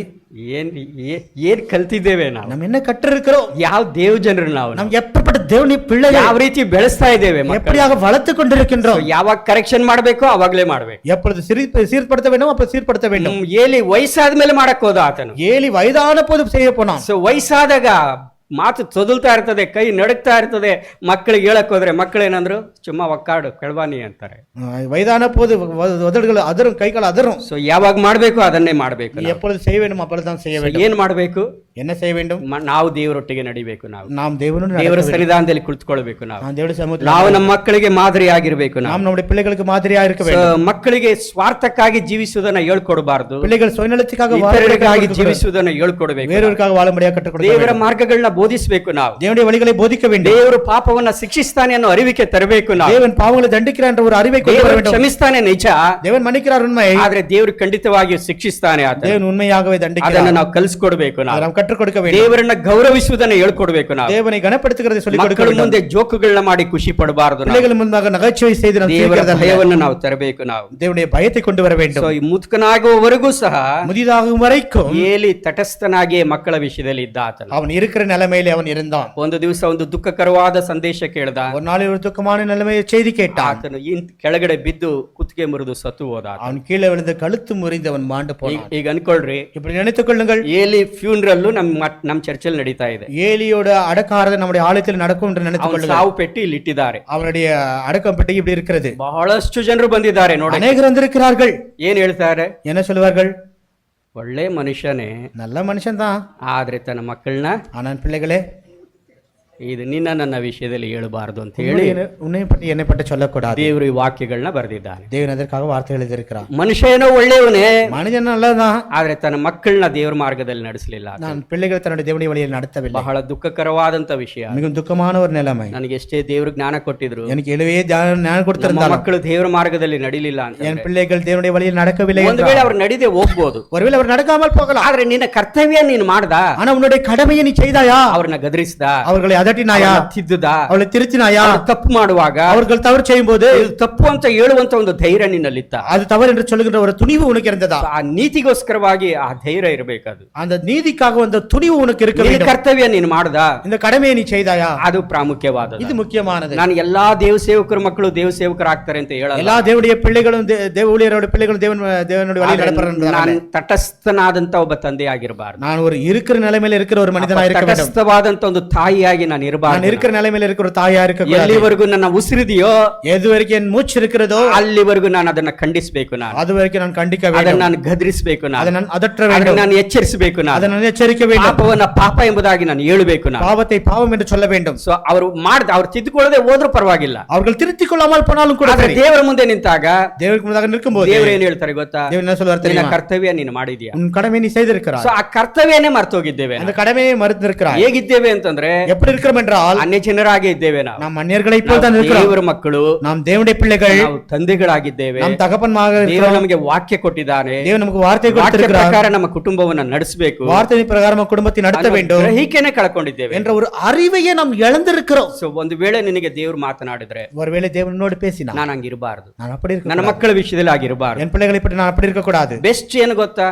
உத்தமமான ದೇವರ ಹತ್ರ தெரியுமா? ಅರಿಕೆ ಮಾಡಿ, தேவனிடத்தில் அறிக்கையிட்டு, ದೇವರ ಕ್ಷಮಾಪಣೆ ಕೇಳಿ, தேவனிடத்தில் மன்னிப்பு கேட்டு, ದೇವರ ಸನ್ನಿಧಾನದಲ್ಲಿ ಕುಳಿತುಕೊಳ್ಳೋಣ. ನಾವು தேவனுடைய சமூகத்தில் அமரலாம். ದೇವರೇ ಆ ಜ್ಞಾನ ನನಗೆ ಕೊಡಿಸುವ, தேவனே அந்த ஞானத்தை ಆ தாரும், ಧೈರ್ಯ ನನಗೆ அந்த ಕೊಡಿಸುವ, தைரியத்தை தாரும், ಅವರನ್ನ ಎಚ್ಚರಿಸುವಂತ ಒಂದು ಧೈರ್ಯ ನನಗೆ அவர்கள் ಕೊಡಿಸುವ. எச்சரிக்கிற ஒரு தைரியத்தை தாரும். ಅವ್ರನ್ನ ದೇವರ ಮಾರ್ಗದಲ್ಲಿ ನನ್ನ ಮಕ್ಕಳು ನಡಿಬೇಕು ಸ್ವಾಮಿ. அவர்கள் தேவனுடைய வழியில் நடத்த வேண்டும். ಅವ್ರಿಗೋಸ್ಕರ ಪ್ರಾರ್ಥಿಸುವಂತ ಒಂದು ಹೃದಯ ಕೊಡು ಸ್ವಾಮಿ. அவர்களுக்காக ஜெபிக்கிற ஒரு இருதயத்தை தாரும். ಸೊ ಆವಾಗ ಏನ್ ಹೇಳ್ತಾರೆ? அப்பொழுது என்ன சொல்வார்கள்? ಒಳ್ಳೆ ಮನುಷ್ಯನೇ, நல்ல மனிதன் தான், ಆದ್ರೆ ತನ್ನ ಮಕ್ಕಳನ್ನ ಸಾಕಷ್ಟು ತಿದ್ದದ ಆತನು. என் பிள்ளைகளை போதுமானத்தில் திருத்தினான். ಆ ಮಕ್ಕಳು ದುಷ್ಟರು ಅವರು, அந்த பிள்ளைகள் துஷ்டர்கள். ಆದ್ರೆ ಈ ಮನುಷ್ಯ ತನ್ನ ಕೆಲಸ ತನ್ನ ಮಾಡಿದ್ದಾನೆ. ஆனா இந்த மனிதன் தன் பணியை ಬರೀ செய்தான். ಮನುಷ್ಯರು ಹೇಳೋದು ಮಾತ್ರವಲ್ಲ, மனிதர்கள் மட்டுமல்ல, ದೇವರ ಸಾಕ್ಷಿಯನ್ನ ಹೇಳ್ತಾರೆ. தேவன் அந்த சாட்சியை கொடுப்பார். 27ನೇ ಜ್ಞಾನೋಕ್ತಿಗಳು, நீதிமொழிகள் 27வது அதிகாரம், ಜ್ಞಾನೋಕ್ತಿಗಳು 27ನೇ ಅಧ್ಯಾಯ, 27வது அதிகாரம், 29ನೇ ಅಧ್ಯಾಯ, 29வது அதிகாரம், 17ನೇ ವಚನ. 17வது வசனம். ಯಾರಾದ್ರೂ ಓದಿ. ಮಗನನ್ನು ಶಿಕ್ಷಿಸು. ಇಂಗ್ಲಿಷ್ನಲ್ಲಿ ಓದ್ರಿ, ಬಹಳ ಚೆನ್ನಾಗಿದೆ. ಈ ವಿಲ್ ಕಂಫರ್ಟ್ ಯು ಅಂತಿದೆ. ಕರೆಕ್ಟ್ ದೈ ಸನ್ ಆ್ಯಂಡ್ ಈ ಶಿಲ್ ಗಿವ್ ಯು ಕಂಫರ್ಟ್. ಆಮೇಲೆ ಯು ವಿಲ್ ಗಿವ್ ಡಿಲೈಟ್ ಅಂಟು ದೈ, ಸಂತೋಷ ಕೊಡ್ತಾನಂತೆ. ಮಕ್ಕಳನ್ನ ಶಿಕ್ಷಿಸು, ತಪ್ಪಲ್ಲ. பிள்ளைகளை தண்டி சரியல்ல, தவறல்ல. ಶಿಕ್ಷಿಸು ಅಂತಂದ್ರೆ ದೊಣ್ಣೆ ತಗೊಂಡು ರಪ್ಪ ಹೊಡೆಯೋದಲ್ಲ. தண்டிக்கிறது என்றால் தொன்னை எடுத்துಕೊಂಡು அடிக்கிறதல்ல. ಕೆಲವರಿಗೆ ದೊಣ್ಣೆನೇ ಕೆಲಸ ಮಾಡೋದು. ಕೆಲವು ಮಕ್ಕಳಿಗೆ ಅದು ತಡಿதான் அவங்களுக்கு வலி ಯಾವ செய்கிறது. ಮಕ್ಕಳಿಗೆ ದೊಣ್ಣೆ ಕೆಲಸ ಮಾಡುತ್ತೆ, எந்த பிள்ளைகளுக்கு ಯಾವ தடி வேலை செய்யுமோ, ಮಾತುಗಳು ಕೆಲಸ ಮಾಡುತ್ತೆ, எந்த பிள்ளைகளுக்கு மாப்பு வேலை செய்யுமோ, ಸೊ ನಾವು ಅದನ್ನ ಗ್ರಹಿಸಿಕೊಳ್ಬೇಕು. ಅದನ್ನು ಗ್ರಹಿಸಿಕೊಳ್ಳ வேண்டும். ಹೇಗೆ ಆಗಲಿ ಏನೇ ಮಾಡ್ಲಿ ಅವ್ರನ್ನ ಶಿಕ್ಷಿಸಬೇಕು. ನಾವು என்ன செய்யட்டும் என்ன ஆகட்டும் அவரை நாம் ತಿದ್ದಿ தண்டிக்க வேண்டும். ಸರಿಪಡಿಸಬೇಕು. ನಾವು அவரை திருத்தி சீர்படுத்த வேண்டும். ಮಕ್ಕಳು ನಮ್ಮನ್ನ ಆಧರಿಸ್ತಾರೆ. பிள்ளைகள் நம்மை They will bring the comfort to our hearts. நம்முடைய இருதயத்துக்கு அவர்கள் They ஆதரிப்பார்கள். will bring delight to our hearts. நம்முடைய இருதயத்துக்கு சந்தோஷத்தை கொண்டு ನಮ್ಮ வருவார்கள். ಹೃದಯಕ್ಕೆ ಮಾತ್ರವಲ್ಲ, நம்முடைய இருதயத்துக்கு மட்டுமல்ல, ದೇವರ ಹೃದಯಕ್ಕೆ ಸಂತೋಷ ತರ್ತಾರೆ. தேவனுடைய இருதயத்துக்கு சந்தோஷத்தை கொண்டு ಆ வருவார்கள். ಜ್ಞಾನ ದೇವರು ನಮಗೆ ದಯಪಾಲಿಸಿ. அந்த ஞானத்தை தேவன் நமக்கு கொண்டு வருவார். ಪ್ರಾರ್ಥನೆ ಮಾಡೋಣ. ಜೆபிக்கலாம். ನಮ್ಮ ತಂದೆಯಾದ ದೇವರೇ, ನಿನ್ನ ವಾಕ್ಯಕ್ಕಾಗಿ ದೇವರೇ ಸ್ತೋತ್ರಪ್ಪ. ಹೌದು ಸ್ವಾಮಿ, ಆದಿಯಲ್ಲಿ ಬರೆದದೆಲ್ಲವೂ ನಮ್ಮನ್ನು ಉಪದೇಶಿಸುವುದಕ್ಕಾಗಿ, ನಮ್ಮನ್ನು ತಿದ್ದಿ ನಮ್ಮನ್ನು ಸರಿಪಡಿಸುವುದಕ್ಕಾಗಿ, ನಾವು ಓದಿ ನಿರೀಕ್ಷೆಯುಳ್ಳವರಾಗಿ ಜೀವಿಸುವಂತೆ ದೇವ ಗ್ರಂಥಗಳು ಬರೆಯಲ್ಪಟ್ಟು ಎಂಬುದಾಗಿ ಸ್ವಾಮಿ, ನಿನ್ನ ವಾಕ್ಯಕ್ಕಾಗಿ ದೇವರ ಸ್ತೋತ್ರ. ಏಲಿಯ ಜೀವಿತಕ್ಕಾಗಿ ದೇವರ ಸ್ತೋತ್ರಪ್ಪ. ಅವನ ಮಕ್ಕಳ ವಿಷಯದಲ್ಲಿ ನಿನ್ನ ವಾಕ್ಯದಲ್ಲಿ ಬರೆದಿದ್ದಿ ಸ್ವಾಮಿ, ನಮ್ಮನ್ನು ಉಪದೇಶಿಸಿದ್ದಿ, ನಮ್ಮನ್ನು ತಿದ್ದಿದ್ದಿ, ನಮ್ಮನ್ನು ಸರಿಪಡಿಸಿದ್ದಿ ಸ್ವಾಮಿ. ನಿನ್ನ ವಾಕ್ಯಗಳನ್ನ ಜೀವಿತದಲ್ಲಿ ಅಳವಡಿಸಿಕೊಳ್ಳುವಂಥ ಕೃಪೆ ನನಗೂ ನಮಗೂ ಸ್ವಾಮಿ ನೀನು ಅನುಗ್ರಹಿಸಿಕೊಡು. ನಮ್ಮ ಮಕ್ಕಳ ವಿಷಯದಲ್ಲಿ ಒಂದು ದಿವಸ ನೀನು ಲೆಕ್ಕ ಕೇಳುತ್ತೆ ಎಂಬುದಾಗಿ ಅವ್ರಿಗೋಸ್ಕರ ನಾವು ಪ್ರಾರ್ಥಿಸುವಂತೆ, ದೇವ ಅವರನ್ನು ತಿದ್ದುವಂತೆ, ಅವರು ಪಾಪ ಮಾಡುವಾಗ ಸ್ವಾಮಿ ಇದು ತಪ್ಪು ಎಂಬುದಾಗಿ ಹೇಳುವಂಥ ಒಂದು ಧೈರ್ಯವನ್ನು ಸ್ವಾಮಿ ನಿನ್ನ ಮಕ್ಕಳಾದಂಥ ನಮಗೆ ಸ್ವಾಮಿ ನೀನು ಅನುಗ್ರಹಿಸಿಕೊಟ್ಟು ನಮ್ಮನ್ನು ನಡೆಸೆಂಬುದಾಗಿ ಯೇಸುವಿನಲ್ಲಿ ಪ್ರಾರ್ಥಿಸ್ತೇವೆ ನಮ್ಮ ತಂದೆಯೇ, amen. Shekhar brother, Daniel brother.